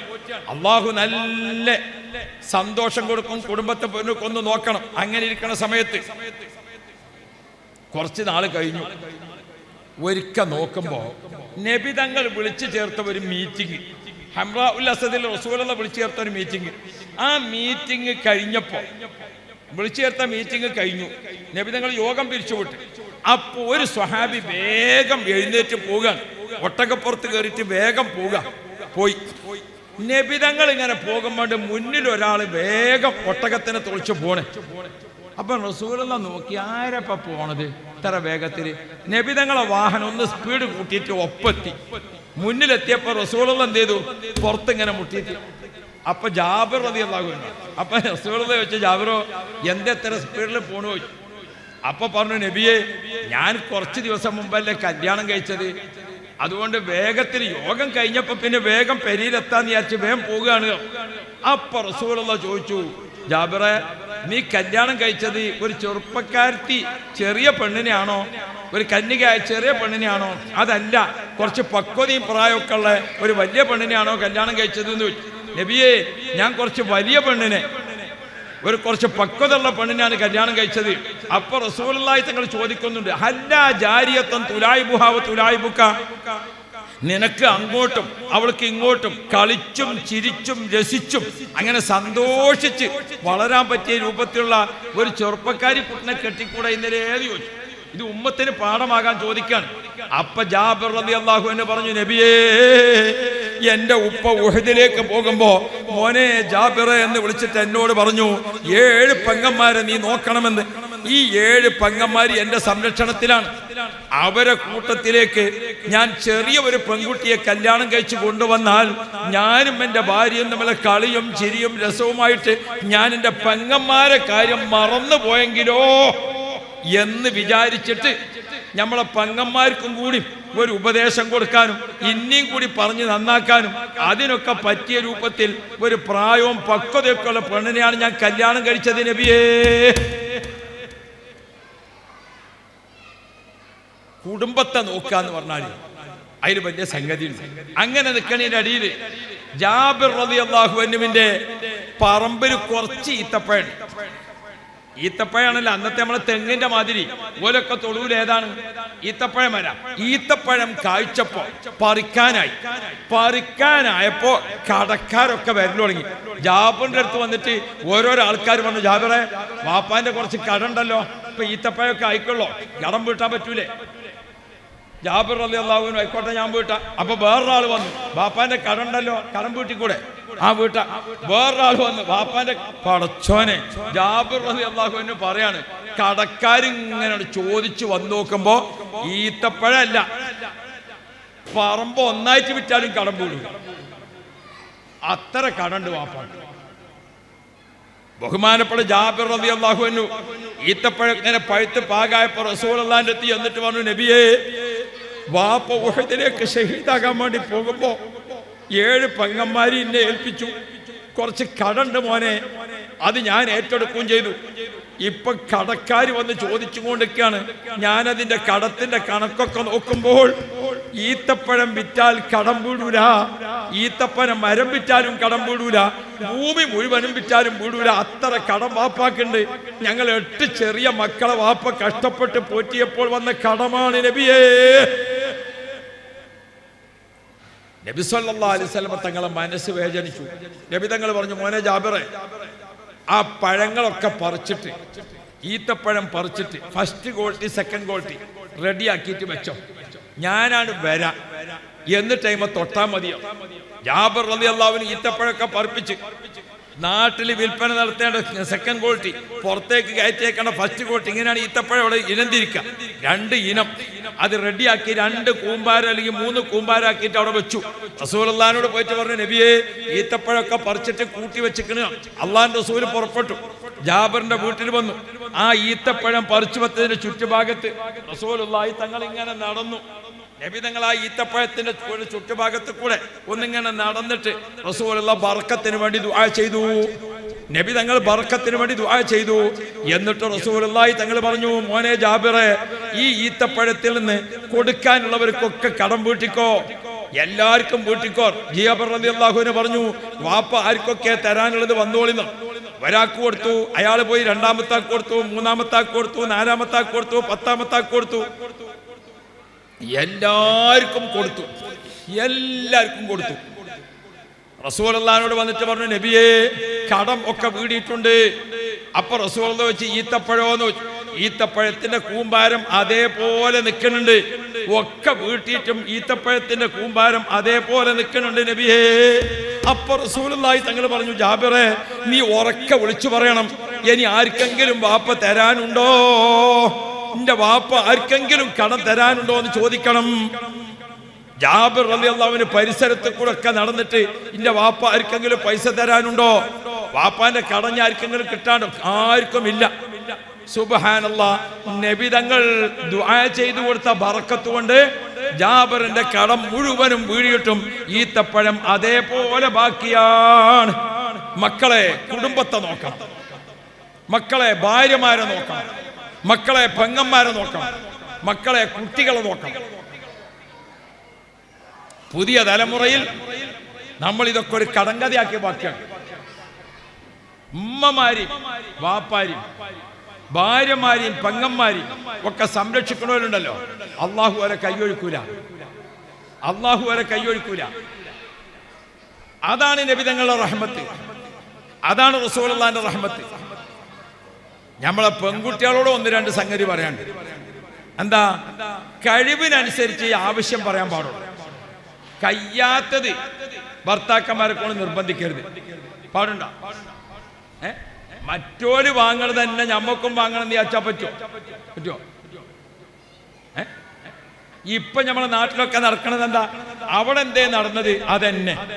മുതലാളിമാരവിടെ നടക്കണമായി തന്നെ സാധുക്കളും നടത്താൻ ചോദിച്ചാൽ സാധിക്കുമോ? നമുക്ക് ആവശ്യമുള്ളത് നടത്തിയാൽ പോരെ? അല്ലാഹു റബ്ബി. ഈ സഹോദരിമാര് പെൺകുട്ടികൾ എന്ത് ചെയ്യണം എന്നറിയാം? പെൺകുട്ടികൾ ഇങ്ങനെ മുഖം നോക്കിയിട്ട് വാപ്പാന്റെ മുഖത്തേക്കാണ് നോക്കിയാ വാപ്പാക്ക് ഇപ്പൊ സന്തോഷാണോ ദുഃഖാണോ എന്ന് മനസ്സിലാക്കാൻ കഴിയണം അല്ലേ? ഭർത്താവിന്റെ മുഖത്തേക്ക് നോക്കിയിട്ട് സന്തോഷിപ്പിക്കാൻ സാധിക്കണം ഭാര്യമാർക്ക്. അള്ളാഹു നമ്മളെ പെണ്ണുങ്ങൾക്കൊക്കെ കഴിവ് കൊടുക്കണം. വിവാഹപ്രായമെത്തിയ പെൺകുട്ടികൾക്കൊക്കെ വേണ്ടി നിക്കാഹ് ചെയ്യുന്നതിന് മുമ്പ് ഓരോ മഹല്ല് കമ്മിറ്റിയും നിക്കാഹ് ചെയ്തു കൊടുക്കുന്നതിന് മുമ്പ് ആ ആൺകുട്ടികളെയും പെൺകുട്ടികളെയും വിളിച്ചിട്ട് എന്താണ് ഒരു കുടുംബ ജീവിതം, എന്താണ് ഒരു കുടുംബ ജീവിതം, ഒരു ഭാര്യ എന്ന് പറഞ്ഞാൽ ആരാണ്, ഒരു ഭർത്താവ് എന്ന് പറഞ്ഞാൽ ആരാണ്, ഉമ്മയും ബാപ്പിയും ആരാണ്, ഇതൊക്കെ ഒന്ന് ശരിക്ക് വിവാഹത്തിന് മുമ്പ് പഠിപ്പിച്ചു കൊടുക്കണം.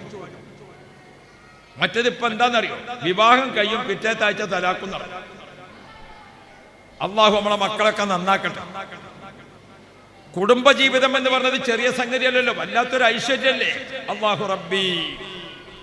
പെൺകുട്ടികൾ മനസ്സിലാക്കണം മക്കളെ, പ്രസവിക്കാന്ന് പറഞ്ഞാൽ, ഒരു ഭർത്താവിന്റെ കൂടെ ജീവിക്കാന്ന് പറഞ്ഞാൽ, ഉമ്മാനി ബാപ്പാനി സംരക്ഷിക്കാന്ന് പറഞ്ഞാൽ അത് ദുനിയാവിലെ ഏറ്റവും വലിയ ഐശ്വര്യമാണ്. അതിനൊരു സ്വഭാവ ഗുണം പഠിക്കണം. ഒരു പെൺകുട്ടിനെ കെട്ടിച്ച് ഓള് വിരുന്ന് വന്നപ്പോ വാപ്പ ചോദിച്ചു, മോളോ ഓയ് ഇജ്ജ് എപ്പോഴേ വന്നത്? ഞാൻ കുറച്ചേരായിപ്പ. എന്താ വർത്താനൊക്കെ നല്ല സുഖാണ്. എനിക്ക് എപ്പോഴാ പോകേണ്ടത്? അവിടെ അമ്മ മാത്രമേ ഉള്ളൂ, ഞാൻ വേഗമാണ് പോകും. അൽഹംദുലില്ലാഹ്. അതാണ് ആ കുട്ടി പറഞ്ഞത്. രണ്ടാമത്തോളെ കെട്ടിച്ചിരിക്കണം. ഓള് വന്ന് ഓളോട് ചോദിച്ച, മോളെ ഇജ്ജ് എപ്പോഴേ വന്ന്? ഞാൻ കുറച്ചേരായി. എന്താ വർത്താനൊക്കെ സുഖം തന്നെയാണ്.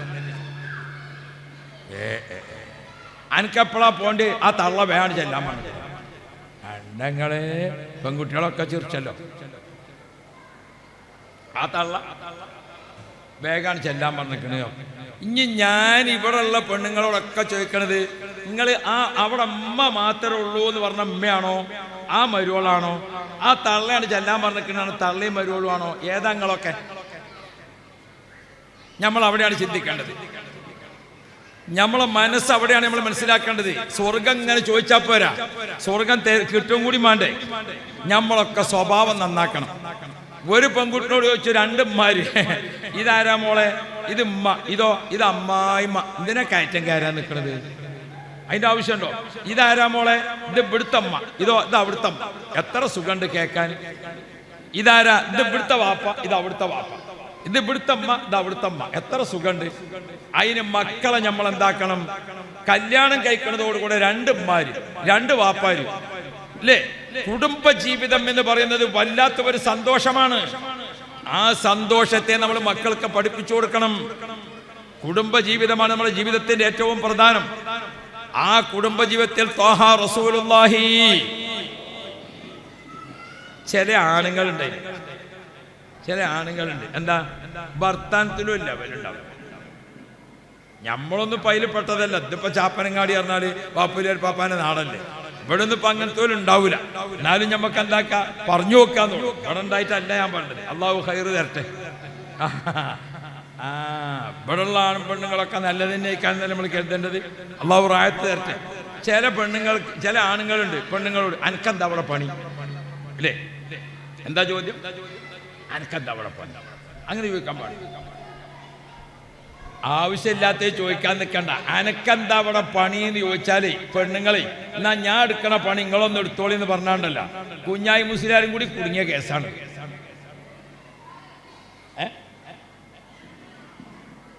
ആ ചോദ്യം ഒരു നല്ല ചോദ്യമല്ല, അങ്ങനെ ചോദിക്കാൻ പാടില്ല.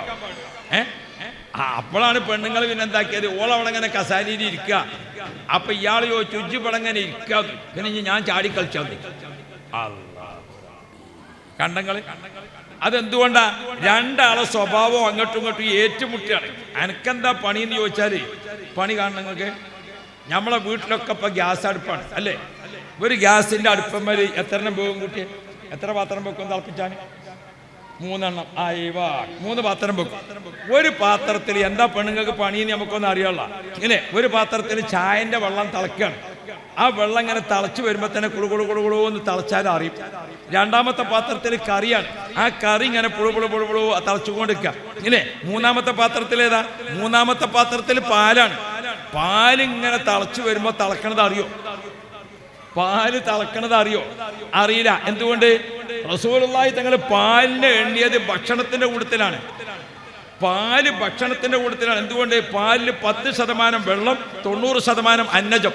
അതുകൊണ്ട് പാല് തിളച്ചാൽ ഇപ്പോഴും നല്ല പുറത്തേക്കാണ് അറിയാം. അല്ലെങ്കിൽ പിന്നെ പഴയ അമ്മമാര് ആ മന്ദംകോലിട്ടിട്ട് ഇങ്ങനെ ഇളക്കിങ്ങോട്ട് തിളക്കണത് അറിയാൻ. അപ്പൊ പാല് തിളക്കാൻ വെച്ചാൽ പെണ്ണിന് അടുപ്പിന്റെ അടുത്ത് പോകാൻ പറ്റുമോ? ഒരു പാത്രത്തിൽ ചായൻ്റെ വെള്ളം കുളു, മറ്റേ കറി പുളി ഇല്ലേ? മറ്റേതോ പാലിങ്ങനെ. അപ്പൊ ഇവൾ അവിടെ ഇങ്ങനെ നിൽക്കണം.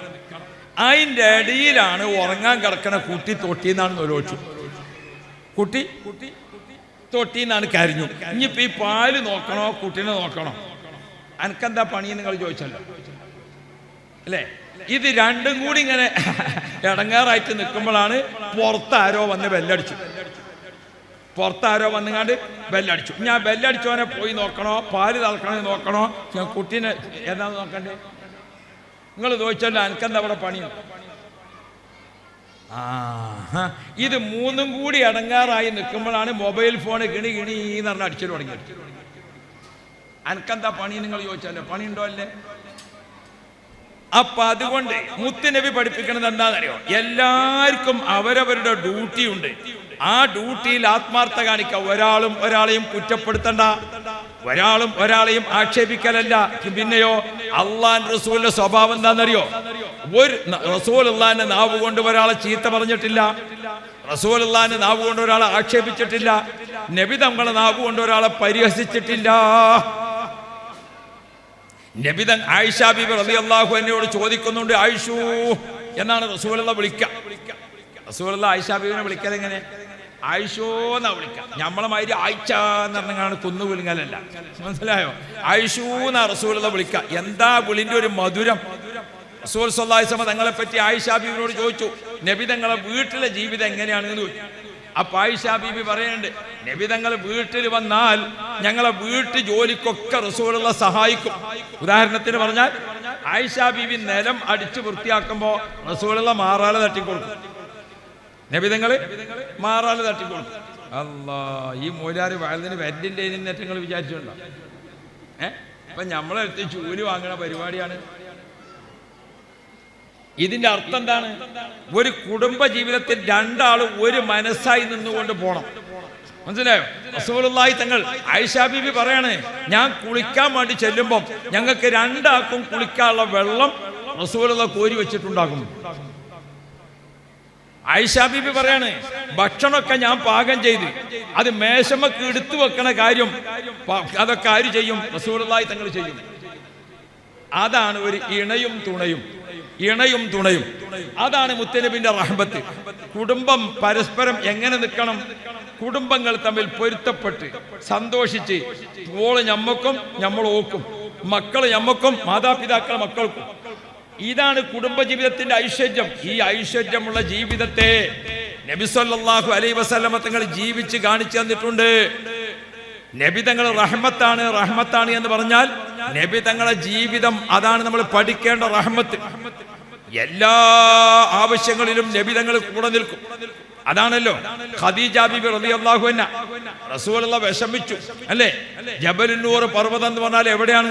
സമുദ്രനിരപ്പിൽ നിന്ന് 2200 അടി ഉയരത്തിലാ ജബലുന്നൂർ. ഹിറാ ഗുഹ 600 സ്റ്റെപ്പ് കയറണം ഹിറാ ഗുഹയിലെത്തണമെങ്കിൽ. ഞാൻ ഈ കഴിഞ്ഞ പ്രാവശ്യം ഹജ്ജിന് പോയപ്പോഴും കയറിയതാ. മക്കത്തുനിന്ന് 3.5 കിലോമീറ്റർ ജബലുന്നൂർ, മക്കയിൽ ഏറ്റവും ഉയരമുള്ള പർവ്വതം, അവിടെയാണ് ഹിറാ ഗുഹ. അവിടുന്ന് ബഹുമാനപ്പെട്ട റസൂലുള്ളാഹിനെ തെരഞ്ഞുപോയി അവിടുക്കാര് ഖദീജ ബീബി റളിയല്ലാഹു അൻഹ. പടച്ചോനെ, ഖദീജ ബീബി ആ ജബലുന്നൂറിന്റെ മുകളിൽ ജിബ്രീൽ അലൈഹിസ്സലാമിൽ നിന്ന് വഹയി വാങ്ങിയിട്ട് വന്നിട്ട് റസൂലുള്ളാഹി പനിച്ച് കിടക്കുമ്പോൾ റസൂലുള്ളാഹി തങ്ങൾക്ക് പുതപ്പെട്ട് കൊടുത്തുകൊണ്ട് ഖദീജ ബീബി റസൂലുള്ളാഹിനെ ഒരു കൈ കൊണ്ട് ഇങ്ങനെ തടകി കൊടുത്തു. ഒരു കൈ കൊണ്ട് ഇങ്ങനെ തടവിയിട്ട് പറഞ്ഞു, നബിയേ തങ്ങൾ വിഷമിക്കണ്ട, തങ്ങൾ ദുഃഖിക്കണ്ട, തങ്ങൾ പ്രയാസപ്പെടണ്ട, അല്ലാഹ് നിങ്ങളെ കൂടെ ഉണ്ടാകും നബിയേ. അല്ലാഹു തആല നിങ്ങളെ കൈയൊഴിക്കൂല. നിങ്ങൾ യതീമക്കളെ നോക്കണ ആളല്ലേ, നിങ്ങൾ പാവപ്പെട്ടവരെ സഹായിക്കണ ആളല്ലേ, നിങ്ങൾ കഷ്ടപ്പെട്ടവർക്ക് അത്താണിയായി നിൽക്കുന്ന ആളല്ലേ, അങ്ങനത്തെ നിങ്ങൾ എന്തിനാ ബേജാറാകണ നബിയേ? ആര്? അതാണ് പറഞ്ഞത്. ഭർത്താവിനൊരു ക്ഷീണായാൽ ഭാര്യ സമാധാനിപ്പിക്കണം, ഭാര്യക്കൊരു ക്ഷീണം വന്നാൽ ഭർത്താവ് സമാധാനിപ്പിക്കണം അല്ലേ? നമ്മളൊക്കെ പെണ്ണുങ്ങളാണ്, നമ്മൾ ജബൽനൂർന്ന് വരികയാണെങ്കിൽ ആരെയും നിങ്ങളോട് എന്റെ മോൾക്ക് കുത്തി കയറാൻ പറഞ്ഞത്? എത്ര നല്ല നല്ല തലണ്ടേനി, അവിടെ പോയി കൊണ്ടില്ല. അല്ലാഹു റബ്ബി,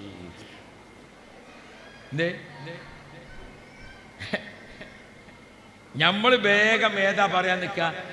നമ്മള് നാവുന്ന് അങ്ങനത്തെ വരുള്ളൂ. ഇപ്പൊ നിങ്ങൾ നോക്കി, ഒരാൾക്ക് സുഖമില്ലാന്ന് നമ്മൾ കാണാൻ പോയാൽ എന്താ ചെയ്യാ? ആ നാട്ടിൽ ആർക്കൊക്കെ സുഖമില്ലാതെ ആയിക്കണോ അതൊക്കെ അവിടെ പറയും അല്ലേ? ഞങ്ങളെ നാട്ടിൽ നിന്ന് ഒരു ചങ്ങായിക്ക് പെട്ടെന്ന് ഒരു നെഞ്ഞുവേദന ഇളകി, ഓനെ കൊണ്ടെങ്ങാണ്ട് ഡോക്ടറെ കാണിച്ച്.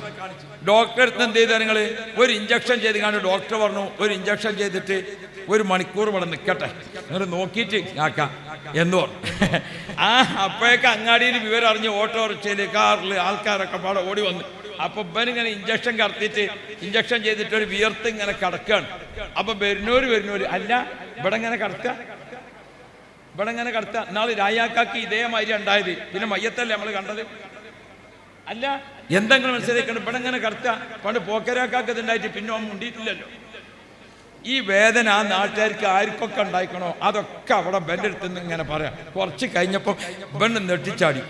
ഡോക്ടർ ഓടി വന്ന് ഡോക്ടർ പറഞ്ഞ ആംബുലൻസ് വെച്ച് കൊണ്ടേക്കോളി മെഡിക്കൽ കോളേജിലേക്ക് ഇപ്പം അറ്റാക്ക് ആയതാണ്. നമ്മൾ കാണാൻ പോയത് കൊണ്ട് അറ്റാക്ക് ആയത്, അല്ലെങ്കിൽ ഓൻ ഗ്യാസ് ആയി. നമ്മളെ സംസാരത്തിൻ്റെ ഒരു രീതിയാണ്. ഇവിടെയാണ് നമ്മൾ ഒറ്റ കാര്യം പഠിക്കേണ്ടത്. എന്താണത്? ത്വാഹാ റസൂലുള്ളാഹി നബി സല്ലല്ലാഹു അലൈഹി വസല്ലമ തങ്ങൾ ഒരു സ്വഹാബി നബി തങ്ങളോട് പറഞ്ഞു, നബിയെ എനിക്കൊരു വസിയത്ത് പറഞ്ഞു തരണമെന്നോ, എനിക്കൊരു വസിയത്ത് പറഞ്ഞു തരണം. അപ്പൊ ഔസിനി യാ റസൂലല്ലാഹ്, എനിക്കൊരു വസിയത്ത് പറഞ്ഞു തരും നബിയെ. അപ്പൊ റസൂലുള്ളാഹി തങ്ങൾ പറഞ്ഞു, അംസിക് അലൈക ലിസാനക, നിന്റെ നാവിനെ നിനക്ക് വേണ്ടി നീ പിടിച്ചു വെച്ചോ, നിന്റെ നാവിനെ നീ പിടിച്ചു വെച്ചോ. എന്താ പിടിച്ചു വെക്കല്? നാവിൽ നിന്ന് ഒരു വാക്ക് വന്നാൽ തോക്കുന്ന ഉണ്ടാപോയ മാതിരിയാണ്. അതാരെ നെഞ്ഞത്താ പോയി തറക്കാന്നറിയില്ല. അതുകൊണ്ട് പറയണതിന്റെ മുമ്പ് ഒന്ന് ആലോചിക്കണം അല്ലേ? നമ്മളൊരു വാക്ക് പറയാൻ ഒരുങ്ങുമ്പോൾ പറയണോ പറയണ്ടേ, ഒരു പിടിച്ചു വെക്കല്. രണ്ടാമത്തത് അങ്ങനെ തന്നെ പറയണോ പറയണ്ടേ, രണ്ടാമതൊരു പിടിച്ചു വെക്കല്. മൂന്നാമത് ഞാനിത് ഇപ്പൊ തന്നെ പറയണോ പറയണ്ടേ, മൂന്നാമത്തെ ഒരു പിടിച്ചു വെക്കല്. നാലാമത്തത് ഞാനിപ്പോ മൂപ്പരോട് അത് നേർക്ക് നേരെ പറയണോ പറയണ്ടേ, നാലാമത്തെ ഒരു പിടിച്ചു വെക്കല്. കണ്ട അപ്പോഴൊക്കെ അല്ലാ പറയാഞ്ഞത് നന്നായിട്ടോ, നമുക്ക് അനുഭവമല്ലേ? അതാണ് റസൂലുള്ളാഹി തങ്ങൾ പറഞ്ഞത്. ഭാര്യ ഭർത്താവിനോടായാലും, ഭർത്താവ് ഭാര്യയോടായാലും, വാപ്പ മക്കളോടായാലും, മക്കൾ വാപ്പാനോടായാലും, ഉസ്താദ് കുട്ടികളോടായാലും, കുട്ടികൾ ഉസ്താദിനോടായാലും, മുതലാളി തൊഴിലാളിയോടായാലും, തൊഴിലാളി മുതലാളിയോടായാലും, ആരോടും സംസാരിക്കുമ്പോൾ നമ്മുടെ വാക്ക് മറ്റൊരാൾക്ക് മുറിവേൽപ്പിക്കരുതേ. അതാണ് മുത്തുനബിന്റെ റഹ്മത്ത്, അതാണ് റസൂലുള്ളാഹിന്റെ റഹ്മത്ത്.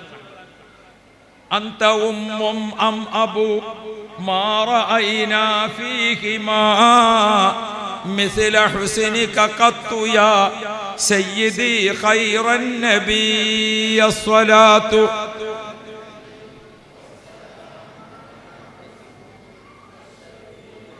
മതിയാക്കാറല്ലേ?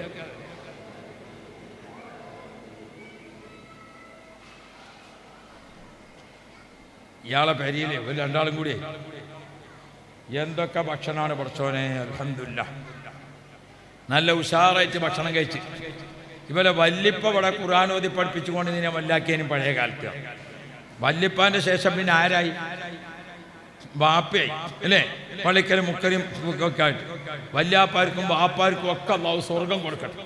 വാപ്പ മരിച്ച മാസമാണ് ദിവസമല്ലേ പറഞ്ഞത് അല്ലേ? വാപ്പയെ വല്ലിപ്പ വാപ്പ മരിച്ച ദിവസമാണ് കാണുന്ന അവിടെ ഭക്ഷണമൊക്കെ ഉണ്ടാക്കി നല്ല ഉഷാറ്. മനസ്സിലായോ? ആ ഓരോമാർക്ക് നല്ല സുഖമാണ് നിങ്ങൾ വിചാരിച്ചാൽ നിങ്ങൾക്കും കുറച്ച് ഓതിക്കൂടെ ഇന്നില്ലേ? അത് ശരി. ഇത് ഓതന കാലത്ത് നല്ലോണം കതിയേറ്റിട്ടാണ് ഇപ്പൊ ഈ കുണം കിട്ടിയത്. ഇവിടെ ദർസുണ്ടോ? ദർസൊക്കെ മുത്താലിമിങ്ങളെ പറഞ്ഞേക്കണം. മനസ്സിലായോ? നമ്മളെ ജീവിതത്തിലും വീട്ടിലൊക്കെ നല്ല ഐശ്വര്യം. എല്ലാ വീട്ടിലും മൗലിദ് ഓതാം. എല്ലാ വീട്ടിലും മൗലിദ് ഓതാം. മൗലിദ് ഓതാൻ കിട്ടാത്ത പെരക്കാർ ഇവിടെ ആരെങ്കിലും ഉണ്ടോ? ഇല്ലാന്ന് ഞാൻ നമുക്കൊന്ന് ചെല്ലി നോക്കാം. മൗലിദ് കിട്ടോ കിട്ടൂല? ചെല്ലി നോക്കല്ലേ? യാ റബ്ബി സ്വല്ലി അലൻ നബി മുഹമ്മദി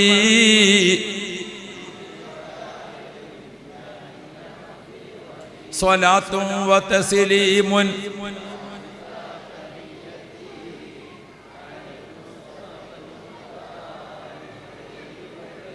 സ്വല്ലി റബ്ബൽ ആലമീന അലാ മൗലായ സ്വല്ലി വസ.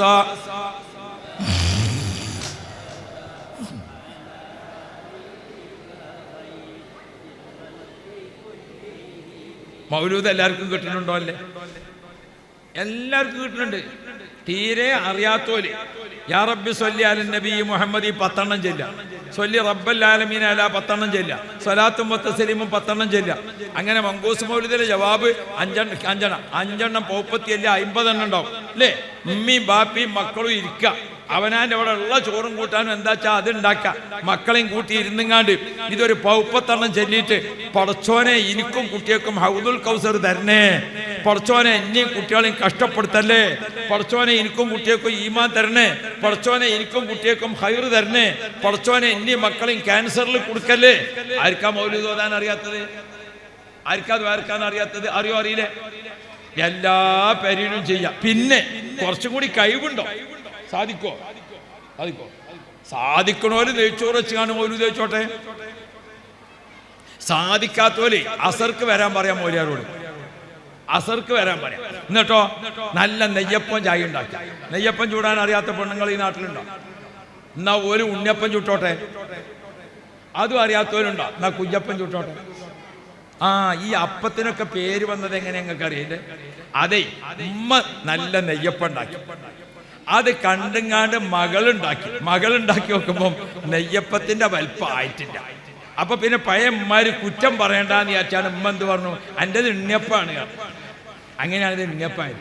ഇവര് രണ്ടാളും ഉണ്ടാക്കണത് കണ്ടുങ്ങാണ്ട് മരുവോളൊന്നും ഉണ്ടാക്കി നോക്കുമ്പോ അതിങ്ങനെ ഒരു ഉണ്ടയായത്. അപ്പൊ അതിന് അമ്മായിമ്മ പറഞ്ഞത് കുഞ്ഞപ്പാണ്. അങ്ങനെയാണ് ഇത് 3 അപ്പായത്. മനസ്സിലാക്കി? അതാണ് പഴയന്മാര് കുറ്റം പറയലല്ല, പിന്നെ എല്ലാത്തിനും ഒരു സപ്പോർട്ട് കൊടുക്കാം. അതാ ഞമ്മക്ക് കഴിവുണ്ടോ? എന്താ അതിനനുസരിച്ച് ചെയ്യാം. ഉണ്ടോ? കഴിവുണ്ടോ? എന്നാ ഒരു 10 മുത്താലിമീങ്ങളെ വിളിച്ച നല്ലൊരു നെയ്ച്ചോറും കാര്യമൊക്കെ ഉണ്ടാക്കാം. ഉസ്താദിന് 500 മൂലമാറ്റേക്കൊരു ചെലവാകും വിചാരിച്ച് മുണ്ടണില്ലോ നിങ്ങൾ. മൂലമാറ്റൊക്കെ ഒരു 100 ഉസ്താദിന്റെ 500 കൊടുക്കണ്ടേ? അതൊക്കെ പണ്ടേ പതിവുള്ളതാണ്. മുത്തല്ലിമീങ്ങള് പുല്ലിലും കോമാങ്ങ, ഉസ്താദുമാർക്ക് 2 നാടൻ മാങ്ങ, ചെത്തിക്കൊടുത്താൽ കൂലിയുണ്ട് തമാമാന്ന്. മാമാന്റെ രൂപായത്തല്ലേ അത്? പണ്ടേ കാലത്തല്ലേ? അപ്പൊ അതുകൊണ്ട് നമ്മൾ ഓർമ്മപ്പെടുത്തുന്നത് എന്താ? നിങ്ങള് റബീഉൽ അവ്വൽ മാസത്തിൽ നമ്മളൊക്കെ പെരിയിൽ സ്വലാവാത്തി ചെല്ലണം. നമ്മളൊക്കെ പെരിയിൽ യാ നബി ചെല്ലണം. അത് നമ്മളെ ഐശ്വര്യമാണ്. അത് നമ്മളെ രോഗത്തിന്റെ ശിഫയാണ്. അത് നമ്മളെ ശൈത്താനിയത്തിൽ നിന്ന് രക്ഷപ്പെടലാണ്. അത് നമുക്ക് കണ്ണേറിൽ നിന്ന് കാവലാണ്. അത് നമ്മൾ കുട്ടികൾ നന്നാകാനുള്ള മരുന്നാണ്. അത് ഗർഭിണികൾക്ക് സുഖപ്രസവത്തിനുള്ളതാണ്. സലാമത്തുൽ ഈമാൻ, സലാമത്തുൽ നഫ്സ്, സലാമത്തുൽ ബദൻ, സലാമത്തുൽ ഇർദ്, സലാമത്തുൽ അഹ്ല്, സലാമത്തുൽ ഇയാൽ. അല്ലാഹു റബ്ബി സ്വലാത്ത് സലാം നമ്മളെ വീട്ടിൽ ഇങ്ങനെ ചൊല്ലുമ്പോൾ സലാമത്ത് എല്ലാ വിഷയത്തിനും പഠിപ്പിച്ചിട്ടുണ്ട്. നബിതങ്ങൾ എല്ലാവരും സന്തോഷിപ്പിക്കണ ആളാണ്. ആര് കുറ്റം പറയുന്നാൽ ഒരിക്കൽ നിങ്ങൾക്കറിയാം എന്താ രസം. ഇങ്ങനെ നോക്കിയാൽ കിതാബ് അഖ്ലാഖുൻ നബി, നബിതങ്ങളുടെ സ്വഭാവത്തിന്റെ കിതാബ് ഇങ്ങനെ നോക്കിയാൽ എന്താ രസം. ഒരിക്കൽ ഒരു സാധു ഒരു സ്വഹാബി, ഒരു പാവപ്പെട്ട ആളാണ്. അദ്ദേഹം എങ്ങനെ ജീവിക്കണം എന്നറിയോ? മൂപ്പര് ഞാൻ നേരത്തെ പറഞ്ഞ മാതിരി മൂപ്പര് തൊടൂര്, മൂപ്പര് പറമ്പില് ലേശം മുന്തിരി ഉണ്ടാക്കുന്നുണ്ട്. ഒരു 4 മുന്തിരി തജ്ജ് ഉണ്ടാക്കുന്നുണ്ട്. അതാ മൂപ്പര് ജീവിതമാർഗം. അപ്പൊ മൂപ്പര് എന്ത് ചെയ്തു? മുന്തിരിമൽ കായ് ഉണ്ടായപ്പോ കുറച്ച് മുന്തിരിങ്ങ പറിച്ചിട്ട് ഒരു ചെറിയ പാത്രത്തിലാക്കിയിട്ട് റസൂലുള്ളാഹിന്റെ അടുത്ത് വന്നു. നബിതങ്ങൾ എടുത്തുകൊണ്ട്, അറബികൾക്ക് അങ്ങനെ ഒരു പതിവുണ്ട്. ഒരു ഒട്ടകം പ്രസവിച്ചാൽ മദീനത്തെ സ്വഹാബാക്കളൊക്കെ എന്ത് ചെയ്യും? മദീനത്തെ സ്വഹാബാക്കൾ ഒട്ടകം പ്രസവിച്ച ആദ്യത്തെ പാല് കറന്നിട്ട് റസൂലുള്ളാഹിക്ക് കൊടുത്തേക്കും. അപ്പൊ മുത്തഅല്ലിമീങ്ങൾക്കൊക്കെ ഓരിച്ചു കൊടുക്കും. അങ്ങനെ അപ്പൊ ഒരു സ്വഹാബി മുന്തിരി ഉണ്ടായപ്പോ മൂപ്പരത് പറിച്ചിങ്ങാണ്ട് ചെറിയൊരു പാത്രത്തിലാക്കി റസൂലുള്ളാഹിന്റെ അടുത്ത് കൊണ്ടുവന്നു. ആ പാത്രം ഇങ്ങനെ മൂടി വെച്ച് കൊണ്ടുവന്ന് അപ്പൊ സ്വഹാബാക്കൾക്കൊക്കെ സന്തോഷായി. എന്താണെന്നറിയാം? നബിതങ്ങൾക്കൊരു സാധനം കിട്ടിയാൽ ഒറ്റക്ക് തിന്നൂല. നബിതങ്ങൾക്കൊരു ഹദിയ കിട്ടിയാൽ ഒറ്റക്ക് എടുക്കോ? നബിതങ്ങൾ ഒന്നെടുത്തങ്ങാണ്ട് ബാക്കി എന്താകും? എല്ലാവർക്കും വിതരണം ചെയ്യും. നമ്മളങ്ങനെയല്ലല്ലേ, നമുക്ക് കിട്ടിയാൽ കൊടുക്കാൻ തോന്നും. ഇന്നാളൊരു മാപ്പിള പെണ്ണുങ്ങൾക്ക് കുപ്പായ എടുത്ത് മാക്സി, അപ്പൊ നോക്കുമ്പോ അത് പറ്റ അയവ, ഭീതി കൂടുതലാ.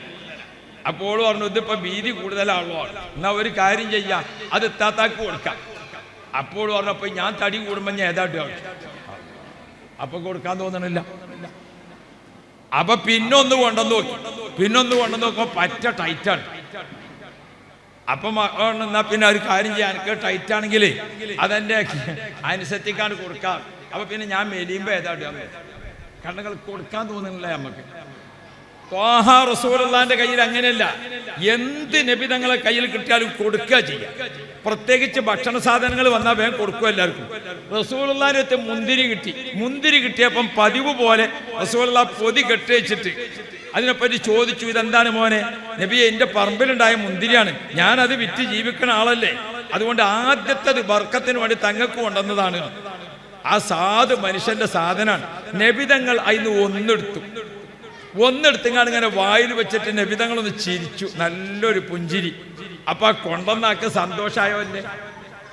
എന്താ നിങ്ങളെ അഭിപ്രായം?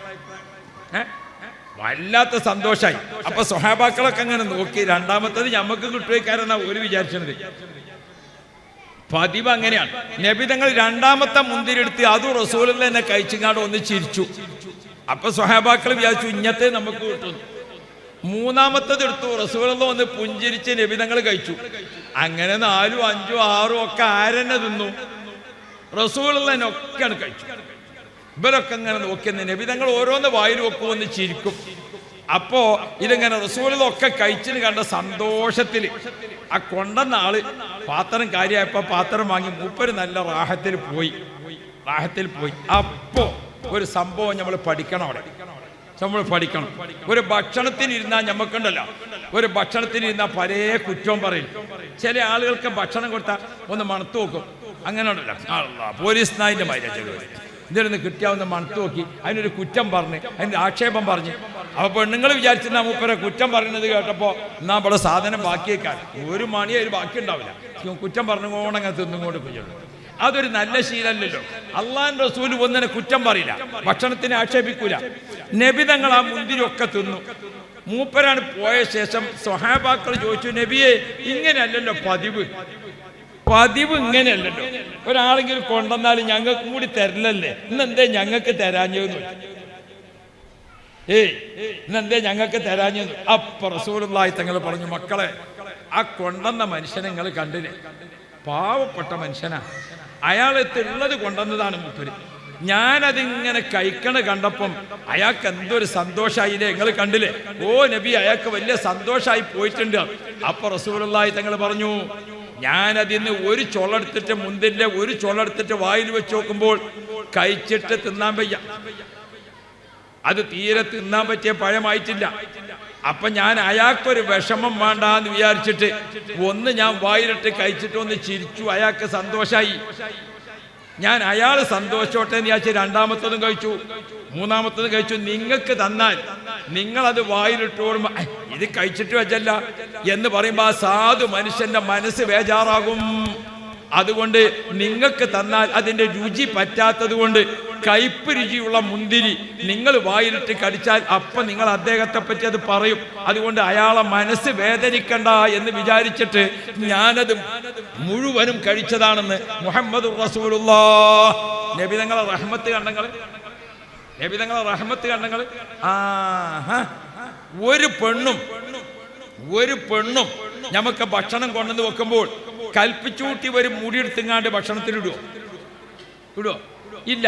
ഒരു കറി ഇങ്ങനെ വിളമ്പുമ്പോ ചിലപ്പോ ഒരു മുടി കിട്ടിയ ചില ആണുങ്ങളെ പണി എന്താ അറിയാം, ആ മുടി ഇങ്ങനെ പൊന്തിച്ചു പിടിച്ചിങ്ങാണ്ട് നാലാക്കി ഇങ്ങനെ കാണിച്ചു കൊടുത്തിട്ട് ഇവിടെ വന്ന എവിടെ നോക്കി ഇങ്ങനെ ഉണ്ടാക്കിന്. ഓ എന്താ അപ്പൊ മൂപ്പരെ കണ്ണിങ്ങനെ കണ്ട തീവണ്ടിന്റെ ലേറ്റ് മതി. അള്ളാൻ റസൂൽ ഇഷ്ടപ്പെടുന്ന സ്വഭാവം അതല്ല. ഒരു പെണ്ണും മുടി ഇതിൽ കൽപ്പിച്ചൂട്ടിടുവോ? ഇടൂല. പിന്നെ അബദ്ധത്തിൽ വീണുപോയതിന് നമ്മൾ ആക്ഷേപിക്കാൻ പാടുണ്ടോ? കുടുംബ ജീവിതത്തിന്റെ സന്തോഷം, അമ്മായിമ്മയും മരുക്കളും ഉമ്മയും മക്കളും, വാപ്പയും ഉമ്മയും, പ്രിയപ്പെട്ട മുഅ്മിനുകളെ, നമ്മളൊക്കെ വീട് സ്വർഗമാവണം. നമ്മളൊക്കെ വീട് സ്വർഗമാവണം. ആരും ആരെയും കുറ്റപ്പെടുത്തല്ലേ, ആക്ഷേപിക്കല്ലേ. മറിച്ച് നമുക്ക് എന്താണ് വേണ്ടത്? ഏത് കാര്യവും പുഞ്ചിരിയോടുകൂടെ ഉണർത്താം. അപ്പ ആ മുടി കിട്ടിയത് മെല്ലെ കാണാതെ അവിടെ വെക്കുക, അങ്ങനെ ഒരു സംഭവം അറിയാതെ. പിന്നെ ഭക്ഷണമൊക്കെ കഴിച്ച എല്ലാവരും പോയിട്ട് സ്വകാര്യത്തിൽ പെണ്ണുങ്ങളോട് പറയാം, പിന്നെ ഒന്ന് ശ്രദ്ധിക്കണം കേട്ടോ, കുട്ടികളോടൊക്കെ ഒന്ന് പറയണം, ആ ഭക്ഷണത്തിന് മുടി കിട്ടിയത് വലിയൊരു മോശമാകാൻ പാടില്ല അല്ലേ? അതാ വേണ്ടത്. നമ്മളത് അപ്പാട് പൊട്ടിത്തെറിച്ചിട്ട് അള്ളാഹുവിന്റെ റസൂലിന്റെ സ്വഭാവ ഗുണം മുത്ത് നബി സല്ലല്ലാഹു അലൈഹി വസല്ലം കഴിച്ചണ മുന്തിരി കൊണ്ടെന്ന ആളെ മുഖത്ത് നോക്കിയിട്ട് അതിങ്ങനെ കഴിച്ചിട്ട് പുഞ്ചിരിച്ചു. നിങ്ങൾക്ക് തരാതിരുന്നത് നിങ്ങൾ ആ കയ്പ് അദ്ദേഹത്തിന് മുമ്പിൽ കാണിച്ചാൽ അയാളെ മനസ്സ് വേദനിക്കും. അയാളെ മനസ്സ് വേദനിക്കണ്ടെന്ന് വിചാരിച്ചിട്ട് ഞാനത് മുഴുവനും ഞാൻ തന്നെ കഴിച്ചതാണെന്ന് ത്വാഹ റസൂലുള്ളാഹി. അന്ത ഉമ്മും അം അബു മാ റഅയ്നാ ഫീഹിമാ.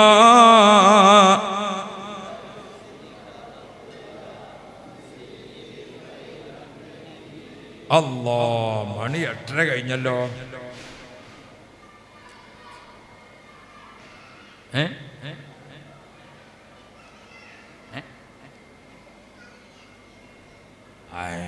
ഒമ്പതര ആയി. 8:30 കഴിയുമ്പോഴത്തേനും 9:30 ആയില്ലേ? ഇനിയിപ്പോ ഇത്ര ബേജാറുണ്ടോ? 8:30. അള്ളാഹു റഹ്മത്ത് തരട്ടെ. അപ്പൊ നമ്മളെ പെണ്ണുങ്ങൾക്കൊക്കെ പോകാൻ സമയമായി തുടങ്ങുന്നുണ്ട്. അപ്പൊ ഇൻഷാ അല്ലാഹ് നിർത്താന്നല്ലേ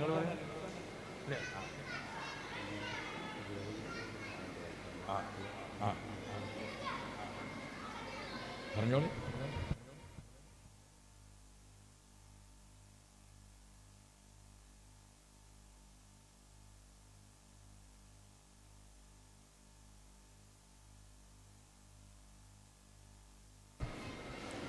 നമുക്ക് ഞാൻ പറയണത് എന്താ, നമ്മളെ മൗലിദ് കിതാബില് ഓരോ വരി മങ്കൂസ് മൗലിദ് നമ്മളെ നാട്ടിലെ സൈനുദ്ദീൻ മഖ്ദൂം തങ്ങൾ ഉണ്ടാക്കിയതാ. മങ്കൂസ് മൗലിദ് അതൊക്കെ ഹദീസിൽ വന്ന അർത്ഥവത്തായ ചരിത്രങ്ങളാണ്.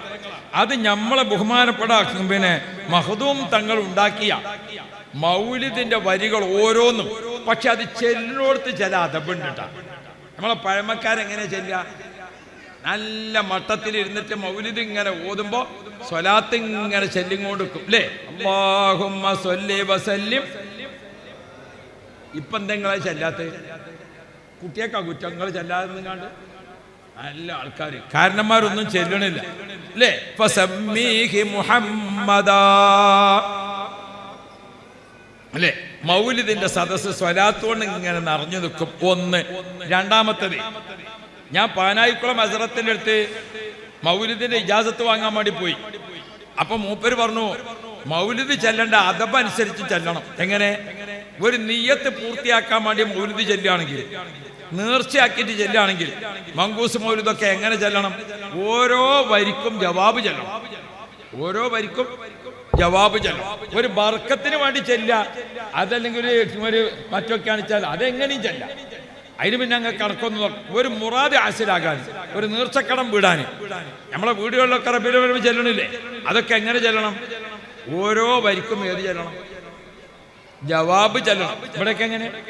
ഞാൻ നാളെ ഒരു മൗലൂദിന് കൂടി, കുറച്ച് പുതിയ കുട്ടികൾ നല്ല മട്ടോ ചെല്ലല്, നല്ല മട്ടോല് ഉഷാറിൽ പുതിയ ഇശല്ലൊക്കെ ഇങ്ങനെ ചെല്ലിയിട്ട് നല്ല റാഹത്തുണ്ട്. കുട്ടികൾക്കൊക്കെ അല്ലാഹു ഖൈർ കൊടുക്കട്ടെ. പക്ഷെ എന്താണെന്നറിയോ? ജവാബില്ല. ഓല് ചെല്ലണ ഓല് ചെല്ലന്നെ ബെയ്ത്ത് മുഴുവൻ തീർന്നിട്ട് ഒറ്റ ജവാബ് എല്ലാത്തിനും കൂടി. ചെല്ലണ കുട്ടിന്റെ കൗത്തുക്കൾ നോക്കുമ്പം നരമ്പൊക്കെയാണ് പടച്ചിട്ട് PVC പൈപ്പ് മതിലുണ്ട്. ഇത് പണ്ടത്തെ പ്രധാന ഭക്ഷണം കഞ്ഞിയാണ് അല്ലേ? പണ്ട് പ്രധാന ഭക്ഷണമാണ് കഞ്ഞി. രണ്ടാള് കഞ്ഞി കുടിക്കായിരുന്നു നോക്കുമ്പോ കയ്യിലൊന്നുള്ളൂ, കുടിച്ചണോ കുടിച്ചെന്നെ. അപ്പോ മറ്റവനോട് ചോദിച്ചു, എനിക്ക് കഞ്ഞി വേണ്ടേ? എനിക്ക് ആ കയ്യിലൊന്ന് താഴെ വെച്ച് കിട്ടണ്ടേ എന്ന മാതിരി ഇവര് ചെല്ലണോരൊന്ന് ശ്വാസം അയച്ച് കിട്ടണ്ടേ? നല്ല ഇശല്ലൊക്കെ കുട്ടികൾ ചെല്ലട്ടെ, നല്ലതാ. എന്തു വേണം? ജവാബ് ചെല്ലണം. അങ്ങനെ ജവാബ് ചെല്ലിയിട്ട് ഇങ്ങനെ ചെല്ലുമ്പോൾ ഓരോ വിഷയത്തിനും പരിഹാരമുണ്ട്. മുത്തുനബിന്റെ മദീനത്തെത്താൻ ഞങ്ങൾക്ക് തൗഫീഖ് നൽകണേ അല്ലാ. മദീനത്ത് പോകാൻ പൂതിയുള്ളവരുണ്ടോ? ഉണ്ടോ? എന്നാ എൻ്റെ അടുത്തൊരു മരുന്നുണ്ട്, നിങ്ങൾക്ക് വേണോ വേണ്ടേ? ആണെങ്കിൽ വേണം തരാം, വേണ്ടെങ്കിൽ വേണ്ട. ആണോ വേണ്ടേ? എല്ലാവർക്കും ഉംറക്ക് പോകാൻ അള്ളാഹു തൗഫീഖ് തരും. എല്ലാവരും മദീനത്തെത്തും. പോകല്ലേ? അള്ളാഹു തൗഫീഖ് ചെയ്യട്ടെ. എന്നാൽ മദീനത്തെത്താൻ മഖ്ദൂം തങ്ങള്, നമ്മളെ നാട്ടുകാരനാ മഖ്ദൂം തങ്ങള് പൊന്നാനിയിൽ മൂപ്പര് സാധുക്കളായ നമ്മളെ മദീനത്തെത്തിക്കാൻ അങ്ങനെ നിങ്ങൾ മങ്കൂസ് മൗലിദിന്റെ വൈരിങ്ങനെ ചെല്ലിയാൽ പെണ്ണുങ്ങളൊക്കെ പഠിച്ചു വെച്ചോളൂ. ഉംറക്ക് പോകാം. നമ്മളവിടുത്തെ കതിയാത്ത ഉംറക്ക് പോയില്ലേ, പിന്നെന്താ ബാക്കി പറയാനുള്ളത്? നമ്മളവിടുന്ന് ആരും ഉംറക്ക് പോയി? കതിയാത്ത പോയി. എന്താ കതിയാത്ത ആടും കുട്ടികളെ വളർത്തിയിട്ട് ജീവിക്കണ ആളാ. 2 ആടുകളുണ്ട്. അയറ്റാളെ നോക്കിങ്ങാട് ഒറ്റയ്ക്ക് ജീവിക്കണ പെണ്ണ. അല്ലാഹു റബ്ബി. കതിയാത്ത ഞാൻ പറഞ്ഞു കൊടുത്താൽ മരുന്ന് ഉപയോഗിച്ചിട്ട് പോയി ഉംറക്ക് പോയി. എന്താ പറ്റം? അള്ളാന്റെ റസൂലമ്മ പഠിപ്പിക്കുന്നുണ്ട്, നമ്മളെ മൗലിദ് കിതാബിൽ പഠിപ്പിച്ചിട്ടുണ്ട്. എന്ത്? ഒന്ന് ചൊല്ലിക്കോളി. റബ്ബി വറസുഖ്നാ സിയാറതഹു ഖബ്ല ഖബ്ലിർ റൂഹി വൽ ഖറജി സ്വല്ലി റബ്ബൽ.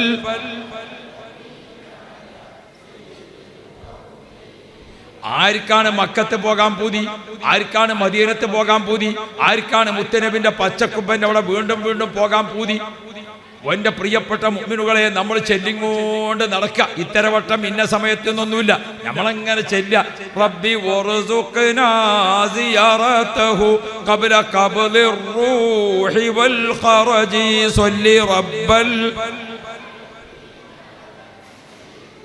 എന്താണ് നമ്മളതിൽ പറഞ്ഞത്? പടച്ചോനെ, റബ്ബി വറസുഖ്നാ സിയാറതഹു, മദീനത്തൊന്ന് പോയിട്ട് മുത്തുനബിന്റെ അടുത്തൊന്ന് പോയി നിന്നുങ്ങാണ്ട് ആ പച്ച കുബ്ബന്റെ ചോട്ടിൽ നിന്നിട്ട് യാ റസൂലല്ലാഹ്, യാ ഹബീബല്ലാഹ്, യാ നബിയല്ലാഹ് എന്ന് മുത്തുനബിനൊന്ന് വിളിച്ചിട്ട് അള്ളാന്റെ റസൂലിന്റെ ഹളറത്തിലൊന്ന് പോകാൻ പടച്ചോനെ എനിക്ക് ഭാഗ്യം തരണം, എനിക്ക് തൗഫീഖ് തരണം. ഖബ്ല ഖബ്ലി റൂഹി വൽ ഖറജി, മരണപ്പെട്ട് 3 കഷ്ണം തുണിയിൽ പൊതിഞ്ഞു കെട്ടി ആരെങ്കിലും എന്നെ മയ്യത്ത് കൊണ്ടുപോണതിന്റെ മുമ്പ് ഒന്ന് മദീനത്ത് പോയി വരണേ റബ്ബേ. അതിന് എൻ്റെ അടുത്ത് ഒരു മരുന്നുമില്ല, ഒരു സഹായം. എന്തുകൊണ്ട്? സ്വലാത്തിന്റെ ബർക്കത്ത് കൊണ്ട്. സ്വല്ലി റബ്ബൽ. എല്ലാവർക്കും റബ്ബി വറസുഖ്നാന്ന് ചെല്ലാ, സ്വലാത്ത് ചെല്ല. റബ്ബി വറസുഖ്നാന്ന് ചെല്ലാ, സ്വലാത്ത് ചെല്ല. എൻ്റെ ഈ വയല് കേട്ടിട്ട് നമ്മൾ ഈ വേങ്ങര കുറ്റൂരിക്കാരനൊരു കുട്ടി എന്നെ വിളിച്ചു, ഉസ്താദേ ഞാൻ നിങ്ങൾ പറഞ്ഞ ബെയ്ത്ത് ഇങ്ങനെ ചെല്ലി, ഞാനൊരു അറബി വീട്ടിൽ ചെറിയ ശമ്പളത്തിന് ജോലി ചെയ്യുന്ന ആളാ, എനിക്ക് ഉംറക്ക് പോകാൻ അറബി പൈസ നിൽക്കണേ. ഞാൻ അറബി പൈസ തന്നപ്പോ ഉംറക്ക് പോകാൻ ഒരുങ്ങിയപ്പോ എന്റെ ഒരുക്കൊക്കെ കണ്ടപ്പോ അറബിന്റെ മകൻ ചോദിച്ചു എന്നോട്, എന്താ എനിക്കൊരു പുതിയ പരിപാടി എന്തോ ഉണ്ടല്ലോ? അപ്പൊ ഞാൻ പറഞ്ഞു ഞാനിങ്ങനെ ഉംറക്ക് പോകാണ്. അപ്പൊ അറബിന്റെ മകൻ എന്നോട് പറഞ്ഞു, എന്നാ ഉംറക്കുള്ള പൈസ ഞാൻ തരാം. അല്ലാ, അറബിയും പൈസ തന്നു, മകനും പൈസ തന്നു. അതുകൊണ്ട് ഞാനും ഉംറക്ക് പോകാണ്, എന്റെ പെണ്ണുങ്ങളും പോകാണ്, ഞങ്ങൾ 2 ആളും കൂടി പോകാണ്. ഓരെങ്ങനെ പോകാൻ കിട്ടിയത്? റബ്ബി വറസുഖ്നാ സിയാറതഹു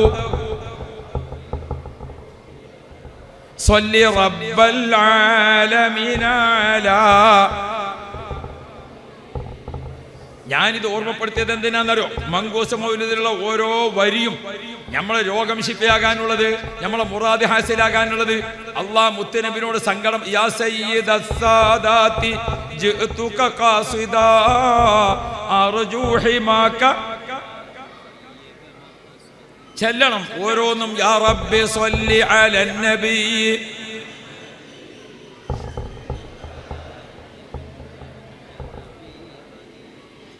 അല്ലാഹുവേ, ഞങ്ങൾക്ക് എല്ലാവർക്കും ഈമാനിന് സലാമത്ത് നൽകണേ അല്ലാ, തഖ്വ നൽകണേ അല്ലാ. നമ്മളെ കുടുംബ ജീവിതം, മനസ്സിനിണങ്ങിയ ഭാര്യ, മനസ്സിനിണങ്ങിയ ഭർത്താവ്, അതാണ് കുടുംബജീവിതത്തിൻ്റെ സന്തോഷം. രണ്ടാളും തമ്മിൽ വല്ല വിഷയമുണ്ടോ വേഗം അങ്ങോട്ടും ഇങ്ങോട്ടും പൊരുത്തപ്പെടിപ്പിച്ച നാളേക്ക് ബാക്കി വെക്കൽ. റസൂലുള്ള വളർത്തിയ മോളാണ് ഫാത്തിമ, നബിതങ്ങൾ വളർത്തിയ മോനാണ് അലി. അലിയാരെ കൊണ്ട് ഫാത്തിമൂനെ കല്യാണം കഴിപ്പിച്ചാൽ നിശ്ചയിച്ചപ്പോൾ ഫാത്തിമൂന് 15 വയസ്സും 5 മാസമാണ് പ്രായം. അപ്പൊ റസൂലുള്ള ഫാത്തിമൂനോട് ചോദിച്ചു, ഫാത്തിമോ എനിക്കൊരു കല്യാണം ഉണ്ടാക്കട്ടെ എന്ന് ചോദിച്ചു. ബാപ്പാരാണെങ്കിലും കല്യാണം ഉണ്ടാക്കുമ്പോൾ കുട്ടികളോടൊന്ന് പറയണം. നിങ്ങളാണ് പോയി ഒരു പുതിയാപ്പിളിനെ കണ്ടുവന്നിങ്ങാണ്ട്, ഞാനൊരു പുതിയാപ്പിളിനെ കണ്ടിക്കണ്, മോനെ കൊണ്ട് തന്നെ കെട്ടിച്ചോളൂ, ഞാൻ ബാപ്പയാണെങ്കിലും വേറൊരാളെ കൊണ്ട് കെട്ടിച്ചൂല, പോക്കരി തരത്തിൽ നിൽക്കരുത്. അതൊന്നും അതിൻ്റെ മട്ടല്ല. ആണോ? പിന്നെ എന്ത് വേണം? കുട്ടികളോടും കൂടി ഒരു അഭിപ്രായം ചോദിക്കണം. മക്കളെ കല്യാണം ഉണ്ടാക്കിയല്ലേ. നാളെ രായാക്ക മകനോട് ചോദിച്ചു, വെള്ളിയാഴ്ച ജുമാക്ക് പോണതിൻ്റെ മുമ്പേ മകനോട് ചോദിച്ചു, എടാ എനിക്കൊരു കല്യാണം ഉണ്ടാക്കണം എന്ന് വിചാരിക്കുന്നുണ്ട്. അപ്പോൾ അവൻ പറഞ്ഞ് തിരക്ക് കൂട്ടണ്ട, ജുമയൊക്കെയാണ് കഴിഞ്ഞോട്ടെ. അതാണ് ഇപ്പോഴത്തെ കുട്ടികളോട് ചോദിച്ചാൽ. അപ്പോൾ അള്ളാഹു നമുക്ക് കയറ് തരട്ടെ. പിന്നെ ഞാൻ എൻ്റെ പെൺകുട്ടികളോട് പറയാണ്, മക്കളെ എന്നാൾ ഞാനൊരു പുതിയാപ്പള്ളിയും പുതിയണ്ണിനെയും കണ്ട്. എങ്ങനെയാണ് നിങ്ങൾ? പുതിയണ്ണ് കുട്ടിക്ക് 19.5 വയസ്സ്. പുതിയണ്ണ് കുട്ടിക്ക് എത്ര? 19.5. പുതിയാപ്പളക്ക് 48. പുതിയാപ്പളക്ക് 48. കുട്ടിനെ കണ്ടു നോക്കുമ്പോൾ പെൺകുട്ടി ഒരു ചെറുത്, ഓനാണെങ്കിലോ ഒരു നീളാന്തോട്ടി. ഒരു രണ്ടാളും കൂടി ഇങ്ങനെ പോണണ്ട ബെറ്റിലെ കൂടി ഏണി കൊണ്ടോണമായിരുന്നു. പടച്ചോനെ, ഞാൻ ചോദിച്ചു എവിടുന്ന് കുട്ടിയതിനെ കിട്ടി ചോദിക്കുമ്പോൾ ഇത് വാട്സപ്പിൽ നിന്ന് കിട്ടിയതാണ്. ഞാൻ എൻ്റെ പെൺമക്കളോടൊക്കെ ഓർമ്മപ്പെടുത്തുന്ന, മക്കളെ ചതിയിൽപ്പെടരുത്, മക്കൾ ചതിയിൽപ്പെടരുത്. എൻ്റെ അനുഭവം ഉണ്ടായി. എന്താണിത്? ഒരു ഉമ്മ, വാപ്പ ചെറുപ്പത്തിൽ മരിച്ചു, ഒരു മകളെ പ്രസവിച്ചതിന് ശേഷം വാപ്പ മരിച്ചു. ഈ മോളെ ഉമ്മ കഷ്ടപ്പെട്ട് പഠിപ്പിച്ച് ഒക്കെ +2 കഴിഞ്ഞ് ഇപ്പൊ ഡിഗ്രി 2ാം കൊല്ലത്തിലാണ്. ഡിഗ്രി 2ാം കൊല്ലത്തിൽ പഠിക്കണ, സെക്കൻഡ് ഇയറിന് പഠിക്കണ പെൺകുട്ടിനെ ഒരു ദിവസം രാത്രി നോക്കുമ്പോൾ കാണാനില്ല. ഈ ഉമ്മാന്റെ സങ്കടം പറയാണ്ടോ? ഉമ്മാക്ക് ഇതൊന്നും അറിയില്ല, അപ്പൊക്ക് വേറെ പരിപാടികളൊന്നും ഉള്ളത്. പടച്ചോനെ, നേരം വെളുത്തിട്ട് ഉമ്മ കരയായി, എൻ്റെ മോളെ കാണാല്ല. അയൽവക്കക്കാർക്കൊക്കെ മനസ്സിലായി എവിടുക്കാ പോയിക്കണെന്നുള്ളത്. മനസ്സിലാക്കി? അല്ലാഹു റബ്ബി, ഈ പെൺകുട്ടി മറ്റൊരാളെ കൂടെ ഓടിപ്പോയതാണ്. സുബ്ഹാനല്ലാഹ്. പോലീസ് സ്റ്റേഷനിൽ കേസായി. ഉമ്മ പോയിട്ട് കരഞ്ഞു. പോലീസുകാർ അന്വേഷിച്ച് മൈസൂര് ബാംഗ്ലൂരിന്റെ ഇടക്ക് അവിടെ വെച്ചിട്ട് ഈ പെണ്ണിനെയും ചാടിച്ചുകൊണ്ടേ ചങ്ങായിനും പുടുത്തം കിട്ടി. ഓലെ രണ്ടാളെയും കൂടി പോലീസ് സ്റ്റേഷനിൽ ഹാജരാക്കി കോടതിയിൽ കൊണ്ടുവന്നു. അപ്പൊ ഈ ഉമ്മ കോടതിക്ക് പോവുകയാണ്. ഇന്നെ കണ്ടാൽ ഇന്റെ കുട്ടി ഇന്റെ ഒപ്പം ഓടിപ്പോരുന്നാണ് ആര് വിചാരിക്കണത്? ഉമ്മ വിചാരിക്കണത് ഇന്റെ കുട്ടി എന്നെ കണ്ടാ എന്റെ ഒപ്പം ഓടിപ്പോരുന്ന. അല്ലാ, കോടതിയിൽ ഉമ്മയാണ് ചെന്നപ്പോൾ ഈ പെൺകുട്ടി മറ്റവന്റെ ഒപ്പം വന്നു. ഉമ്മ വന്ന വഴി പോലും ആ പെൺകുട്ടി തിരിഞ്ഞു നോക്കിയില്ല. ഉമ്മാന്റെ അടുത്തേക്ക് തിരിഞ്ഞു നോക്കിയതും കൂടി ഇല്ല.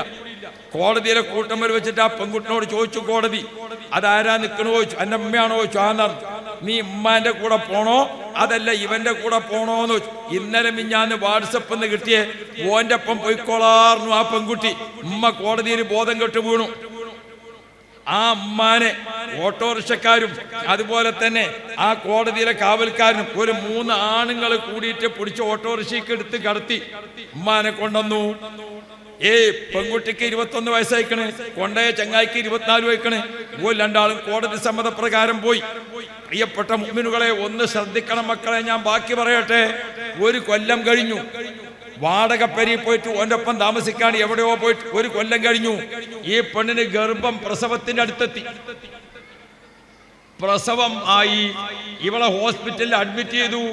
പ്രസവ വാർഡിലേക്ക് കൊണ്ടുപോയി. ഇവനവിടെ പുറത്ത് നിൽക്കുന്നുണ്ട്. പ്രസവിച്ചു പെണ്ണ്. പ്രസവം കഴിഞ്ഞ് നോക്കുമ്പോൾ കുട്ടി എങ്ങനെയാണെന്നറിയോ? കുട്ടിക്ക് മുച്ചിരിയാണ്. മുച്ചിരി പറഞ്ഞാൽ എനിക്കറിയാം എന്താണ്. ആ കുട്ടി പ്രസവിച്ചു നോക്കുമ്പോൾ ഈ ചുണ്ടിന്റെ മേലെ ചുണ്ടിന്റെ നടുക്ക് ഇവിടെ സ്ഥലമില്ല. ഈ രണ്ട് ചുണ്ട് ചൂടി നിൽക്കല്ല, രണ്ട് ചുണ്ടിന്റെ അടിക്ക് ഒരു ഓട്ട. എന്നിട്ട് മൂക്ക് ലേശം ഇങ്ങനെ പൊങ്ങി നിൽക്കുകയാണ്. പ്രസവം കഴിഞ്ഞു. പ്രസവം കഴിഞ്ഞിട്ട് വാപ്പാനെ വിളിച്ചു. നഴ്സുമാരി കുട്ടിനെ കാണിച്ചു കൊടുത്തു. ആ കുട്ടിനെ ഇങ്ങനെ ഒരു നോട്ടം നോക്കിയിട്ട് ഇവനാണ് പോയി. പിന്നെ ഓനെ എവിടെ പോയി എന്ന് കാണാനേ ഇല്ല. ഓന്റെ ഒരു അഡ്രസ്സും ഇല്ല. സുബ്ഹാനല്ലാഹ്.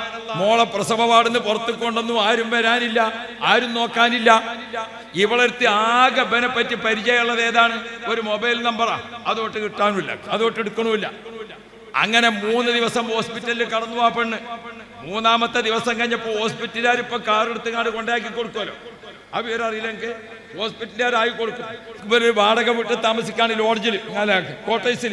ആ കോട്ടേഴ്സിൽ കൊണ്ട് ഹോസ്പിറ്റലുകാർ ഇറക്കി കൊടുത്തു. സുബ്ഹാനല്ലാഹ്. പ്രസവിച്ച് കിടക്കുന്ന ഈ പെണ്ണിന്റെ ഈ മുച്ചിരിച്ചുണ്ടുള്ള കുട്ടിനെ കണ്ടപ്പോ ഭർത്താവാണ് പോയതാ. പിന്നെ അവന്റെ അഡ്രസ്സില്ല. ഈ പ്രസവിച്ച് കിടക്കുന്ന പെണ്ണിന് വെള്ളമില്ല, ഭക്ഷണമില്ല, മരുന്നില്ല, തേച്ച് കുളിപ്പിക്കലില്ല, ഒന്നുമില്ല. കഷ്ടപ്പെട്ടു. കഷ്ടപ്പാടിന്റെ അങ്ങേയറ്റം കണ്ടപ്പോ അപ്പുറത്തെ പിന്നെ കോട്ടേഴ്സിൽ താമസിക്കുന്ന ആൾക്കാർ എപ്പോഴെങ്കിലും കുറച്ച് സാധനം കൊണ്ടുവന്ന് കൊടുക്കും. കഷ്ടപ്പെട്ടപ്പോ ആ കോട്ടേഴ്സുള്ള സ്ഥലത്തെ മഹല്ല് കമ്മിറ്റി വിവരം അറിഞ്ഞു. മഹല്ല് കമ്മിറ്റിക്കാർ ഇടപെട്ട് ചോദിച്ചു, എൻ്റെ വീട് എവിടെയാണ്, എനിക്ക് ആരാ ഉള്ളത്? എനിക്കൊരു ഉമ്മ മാത്രമേ ഉള്ളൂ, വാപ്പ മരിച്ചിക്കണേ.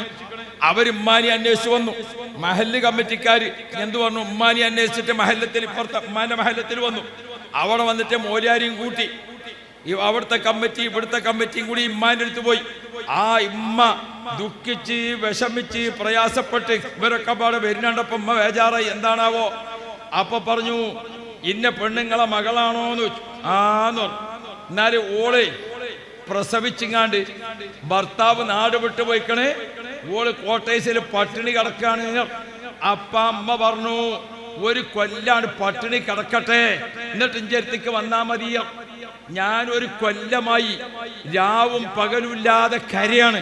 ഇന്റെ കുട്ടിനെ 21 വയസ്സ് വരെ ഞാൻ പോറ്റി വളർത്തിയിട്ട് വേറൊന്നും എനിക്ക് വേദനയില്ല. കോടതിയിൽ ഞാൻ ബോധം കെട്ട് വിൽക്കാൻ പോയിട്ട് ഇന്റെ കുട്ടി ഇന്നൊന്ന് താങ്ങി നിർത്താൻ ഇന്റെ അടുത്തേക്ക് വന്നിട്ടില്ലല്ലോ. ഓ പെണ്ണ് ഓന്റെ ഒപ്പല്ലേ പോയത്, ഓളൊന്ന് പഠിച്ചോട്ടെ, ഓളവിടെ കടന്നോട്ടെ, പട്ടിണിയാണെങ്കിൽ പട്ടിണി കടന്നോട്ടെ, ആരും നോക്കാനും ഒക്കെ ഇന്നോട് വരാൻ വേണ്ടി വരണ്ട. ഉമ്മ പൊട്ടിത്തെറിച്ചിട്ട് മൊലിയാരോട് പറഞ്ഞു, മൊലിയാരെ ഈ കേസ് വെച്ച് വന്നതാണോ നിങ്ങള്? ഇന്റെ പെണ്ണ് ചാടിപ്പോയ വിവരം നിങ്ങൾക്ക് അറിയില്ലേനോ? ആ അമ്മാന്റെ വേദന. ആ അമ്മ പറഞ്ഞു, ഈ മഹല്ലത്തിൽ ഇനി ഒരു പെണ്ണങ്ങനെ പോകരുത്. ഓളെ ചരിത്രം, എന്റെ മകളെ ചരിത്രം ഇവിടെ എല്ലാവരും അറിഞ്ഞോട്ടെ. ഒരു കൊല്ലായിട്ട് ഞാനൊരു മരിച്ചോടത്ത് പോയിട്ടില്ല, ഒരു കൊല്ലായിട്ട് ഞാനൊരു കല്യാണത്തിന് പോയിട്ടില്ല, ഒരു കൊല്ലായിട്ട് ഞാൻ സൽക്കാരത്തിന് പോയിട്ടില്ല, ഒരു കൊല്ലായിട്ട് ഞാൻ ഈ വീടിന്റെ പുറത്തേക്ക് ഇറങ്ങിയിട്ടില്ല.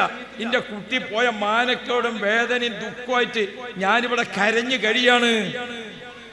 മക്കളെ, ഉമ്മമാരെങ്ങനെ കണ്ണീര് കുടിപ്പിച്ചിട്ട് വാട്സപ്പിൽ ചാടിപ്പോകാൻ നിൽക്കല്ലേ കേട്ടോ. കണ്ണീര് കുടിക്കേണ്ടി വരും. ഉമ്മയാണ്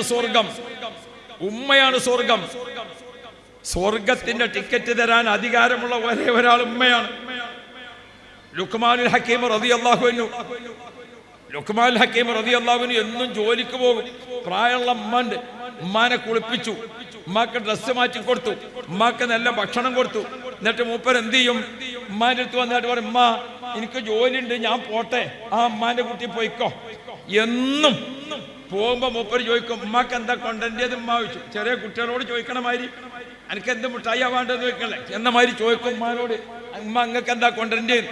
ഉമ്മ ദിവസം എന്തെങ്കിലും ചെറിയ കാര്യമല്ലേ ഉമ്മാക്ക് ഉണ്ടാവുള്ളൂ. 1,10,000 ഒന്നും ഉമ്മാക്ക് വേണ്ടല്ലോ. ഒരു ദിവസം ലുക്മാനിൽ ഹക്കീം തങ്ങൾ ഉമ്മാനെ കുളിപ്പിച്ച് ഡ്രസ്സൊക്കെ മാറ്റിക്കൊടുത്ത് ഭക്ഷണമൊക്കെ കൊടുത്ത് ഉമ്മാനെ സന്തോഷമായിട്ട് ഇരുത്തിയിട്ട് പറഞ്ഞു, ഉമ്മ ഞാൻ ജോലിക്ക് പോട്ടെ ചോദിച്ചു. ഉമ്മാന്റെ കുട്ടി പോയിക്കോ, ഇന്ന് ഞാൻ വരുമ്പോ എന്താ നിങ്ങൾക്ക് കൊണ്ടുവരേണ്ടത് ചോദിച്ചു. ഇന്ന് നീ വരുമ്പോ ഉമ്മാക്ക് സ്വർഗത്തിൽ നിന്നുള്ള ഒരു പിടി മണ്ണ് കൊണ്ടുവരണം എന്നാണ്. എന്ത്? സ്വർഗത്തിൽ നിന്നുള്ള ഒരു പിടി മണ്ണ് കൊണ്ടുവരണം എന്നാണ്. അപ്പൊ ലുക്മാനിൽ ഹക്കീം തങ്ങൾ പറഞ്ഞു, ഞാൻ ഇവിടെ തന്നെ ഇരുന്നോളാം, അത് പുറത്തു പോയാൽ കിട്ടൂല. അവിടെ ഇരുന്ന് ഉമ്മാന്റെ അടുത്ത് ഇരുന്ന് ഉമ്മാന്റെ തലയിൽ ഇങ്ങനെ പേ നോക്കിക്കൊടുത്ത്.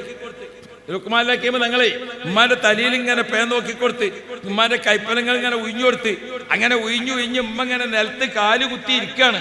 ഉമ്മാന്റെ കാലിങ്ങനെ തടകി ഉമ്മാന്റെ വിരലുമ്മല് പിടിച്ചിട്ട് ലുക്മാനിൽ ഹക്കീം തങ്ങള് വിരല് നീട്ടി പിടിച്ചിട്ട് ഒന്നിങ്ങനെ വലിച്ചൊന്ന് പൊട്ടിച്ചു കൊടുത്തു. ഉമ്മാക്ക് എന്തൊരു സുഖം എന്നറിയാം. രണ്ടാമത്തെ വിരല് പൊട്ടിക്കാൻ വേണ്ടിയിട്ട് മൂപ്പര് വിരലിങ്ങനെ പിടിക്കുമ്പോ ഉമ്മ നിലത്ത് ചവിട്ടിയ കാല് ഒന്നിങ്ങനെ പൊന്തിച്ചു കൊടുത്തു, പുടുത്തം കിട്ടാൻ വേണ്ടിയിട്ട് ഒന്നിങ്ങനെ പൊന്തിച്ചു കൊടുത്തപ്പോ ലുക്മാനിൽ ഹക്കീം തങ്ങളെ കാലിന്റെ അടിയിൽ നിന്ന് മണ്ണിങ്ങനെ വാരിയിട്ട് പറഞ്ഞു, ഉമ്മ സ്വർഗത്തിലെ മണ്ണ് കിട്ടി ഉമ്മ.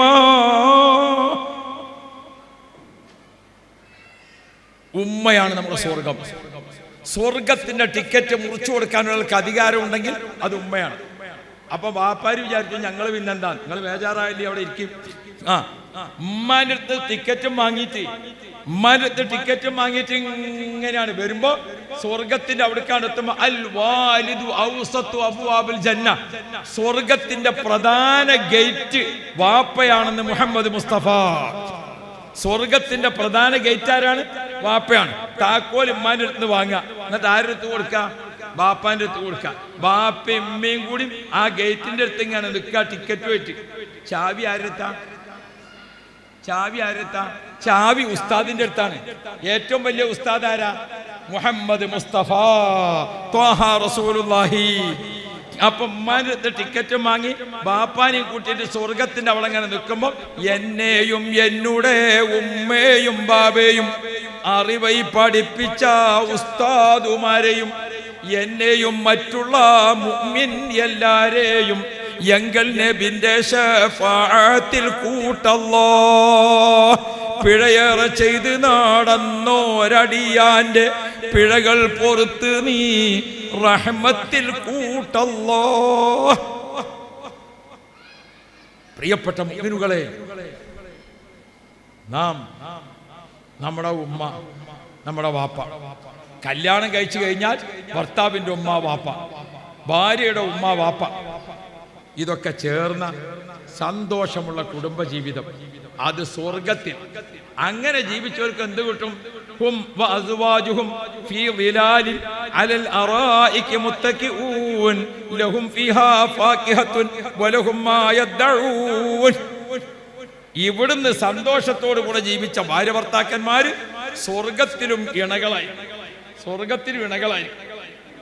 ഹും വഅസ്വാജുഹും, അവരും അവരെ ഇണകളും ഫീ ളിലാലിൻ, സ്വർഗത്തിന്റെ തണൽ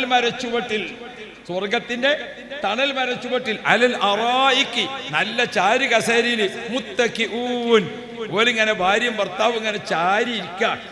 എന്താ ഈ ഇണകള്? അപ്പൊ നിങ്ങള് ബേജാറാകണ്ട, പടച്ചോനെ ആ വേഷത്തിൽ തള്ള തന്നെ ആയിരിക്കോ സ്വർഗത്തിലും. ആ വേഷത്തിൽ മാമണ്ടല്ല, പടച്ചാനെ പല്ലൊന്ന് പോയി മറ്റേ പല്ലിങ്ങനെ പൊന്തിയിട്ട് ഇവിടെ തന്നെയാണ് സ്വർഗത്തിൽ വിചാരിക്കേണ്ട. സ്വർഗത്തില് ആണുങ്ങൾക്കൊക്കെ ഒരു 25-30 ഇടക്ക്, പെണ്ണുങ്ങൾക്കൊക്കെ ഒരു 18-20 ഇടക്ക്. അള്ളാഹു തൗഫീഖ് ചെയ്യട്ടെ.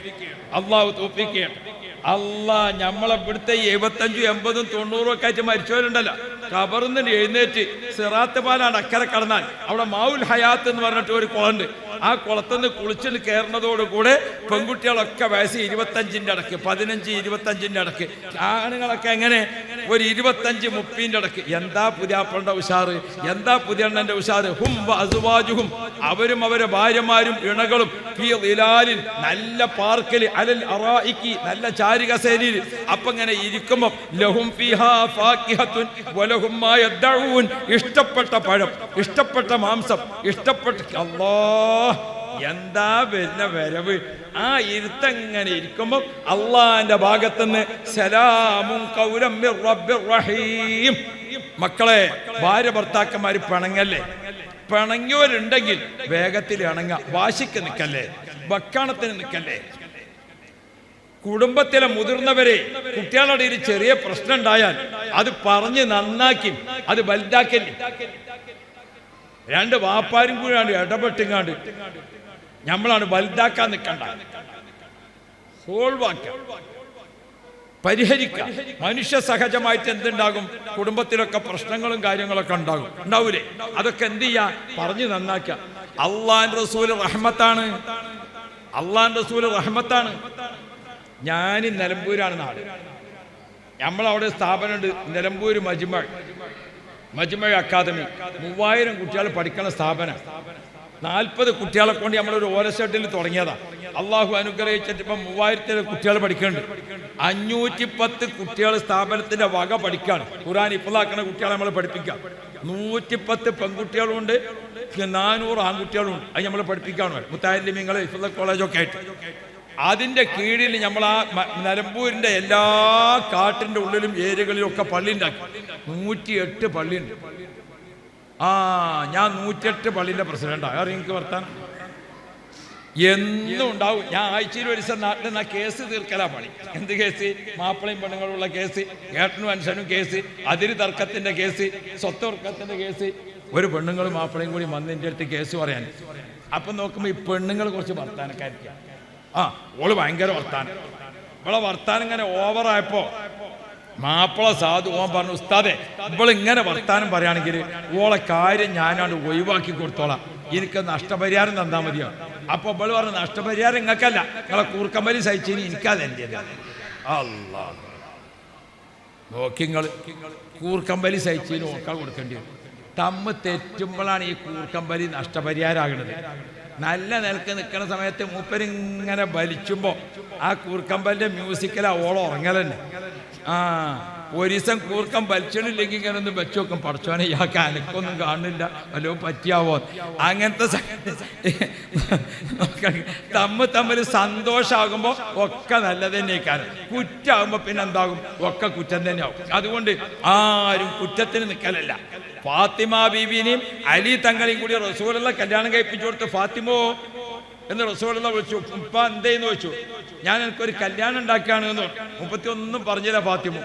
അലിയാരാണ് പുതിയാപ്പിളാർ. അപ്പൊ ഉള്ളിലിങ്ങനെ ഒരു ചിരി റസൂലുള്ള ശ്രദ്ധിച്ചു. അതാണ് ഒരു പെണ്ണിന്റെ ഹയാ. ഇല്ലേ? റസൂലുള്ള അലിയാരെ കൊണ്ട് കല്യാണം കഴിപ്പിച്ചു. അലിയാരിയും റസൂലുള്ള അലിയാരിയും ഫാത്തിമോനെ കല്യാണം കഴിപ്പിച്ചിട്ട് റസൂലുള്ള നടുവിലിരുന്നു. ഫാത്തിമ ഉപ്പുറത്തും അലിയാർ ഇപ്പുറത്തും. രണ്ടാളെയും ചുമലിങ്ങനെ കൈവച്ചിട്ട് റസൂലുള്ള ഓൽക്ക് രണ്ടാൾക്കും ഉപദേശം കൊടുത്തു. രണ്ടാളെയും സന്തോഷിപ്പിച്ചു, രണ്ടാളെയും ഇണ ചേർത്തു. അങ്ങനെ രണ്ടാളെയും കൂടെ ഏൽപ്പിച്ചു കൊടുത്തുകൊണ്ടാണ് റസൂലുള്ള കല്യാണം കഴിച്ചു കൊടുത്തത്. അതുകൊണ്ട് തന്നെ അലി റളിയല്ലാഹുവിന് പുറത്തെന്തെങ്കിലും ഒരു ആവശ്യത്തിന് പോയി. അലിയാര് തിരിച്ചു വന്ന് ഗേറ്റിങ്ങിൽ എത്തുമ്പോത്തിന് ഫാത്തിമ ബീബി എവിടെത്തും? സിറ്റ് ഔട്ടിൽ വരും. നമ്മളെ ഭാഷയിൽ അലിയാരിന് വരുമ്പോ അസ്സലാമു അലൈക്കും വറഹ്മത്തുള്ളാഹ്. അപ്പൊ അലിയാരിന് വരും, സലാം വഅലൈക്കും അസ്സലാം വറഹ്മത്തുള്ളാഹ്. ഒന്ന് കെട്ടിപ്പിടിച്ചിട്ട് ഒന്ന് ചുംബിക്കും ഫാത്തിമ ബീബി. അലിയാരി എപ്പോ പുറത്തു പോയാലും വരുമ്പം ഒന്ന് ചുംബിച്ചിട്ട് അകത്തേക്ക് കയറ്റിയിരുത്തും. അതാണ് ഒരു ഭാര്യയും ഭർത്താവും. അതാണ് ഒരു ഭാര്യയും ഭർത്താവും. സംഗതി യേശുദാസ് ആണെങ്കിലും പാടിയത് നല്ല പാട്ടാ. പൂമുഖവാതിൽക്കൽ പുഞ്ചിരി വിടർത്തുന്ന പൂന്തന്നലല്ലയോ ഭാര്യ. എന്താ പാട്ട്! ഞാൻ ഓർമ്മപ്പെടുത്തുന്നത്, പ്രിയപ്പെട്ട മക്കളെ, നമ്മളെ ഭാര്യ ഭർത്താവ് എന്ന് പറഞ്ഞാൽ ഇണയും തുണയുമാണ്. വല്യമ്മയും വല്യപ്പിയും നല്ല സന്തോഷത്തിൽ നിൽക്കുന്നത് വാപ്പിയമ്മയും കാണണം. വാപ്പിയമ്മയും സന്തോഷത്തിൽ നിൽക്കുന്നത് മക്കൾ കാണണം. അപ്പോഴാണ് നമ്മളെ കുട്ടികളെടുത്ത് അതുണ്ടാകുക. ഒക്കെ ഇങ്ങനെ കണ്ടോ നോക്കിക്കോ, ദേഷ്യം പിടിച്ചിട്ട് ഒച്ചുണ്ടാക്കിയിട്ട് കാണീനൊക്കെ ദേഷ്യപ്പെട്ടിട്ടും അതല്ല ജീവിതം. ഞാൻ നിർത്തി. ഹബീബുന മുഹമ്മദ് മുസ്തഫ നബി സല്ലല്ലാഹു അലൈഹി വസല്ലമ തങ്ങളുടെ ഈ പരിശുദ്ധ റബീഉൽ അവ്വലിലെ റഹ്മത്ത് അത് നമ്മുടെ ജീവിതത്തിലാണ്. മുത്തുനബിനെ നല്ലോണം മഹബത്ത് വെക്കണം. ഹുബ്ബുൻ നബിയ്യി വഹുബ്ബുൽ ആലി റുക്നാനി ലാ ഫർഖ ബൈനഹുമാ യാ അഹ്ല ഈമാനി. അള്ളാഹുവിനെയും അള്ളാഹിന്റെ റസൂലിന്റെ കുടുംബത്തെയും നമ്മളെ മഹബത്ത് വെച്ചിട്ട് ഉമ്മാനോട്, വാപ്പാനോട്, ഭാര്യയോട്, ഭർത്താവിനോട്, മക്കളോട് ആ വല്ലാത്ത ഒരു മനസ്സറിഞ്ഞ ഒരു മഹബത്ത് കൊണ്ട് പരസ്പരം വിട്ടുവീഴ്ച ചെയ്ത് പരസ്പരം അങ്ങോട്ടും ഇങ്ങോട്ടും പുറത്ത് മറന്ന് അങ്ങനെ നല്ല ജീവിതം. അള്ളാഹുവേ, ഞങ്ങൾക്ക് നീ ഖൈറ് തരണേ അല്ലാ, ഞങ്ങൾക്ക് നീ റാഹത്ത് തരണേ അല്ലാ.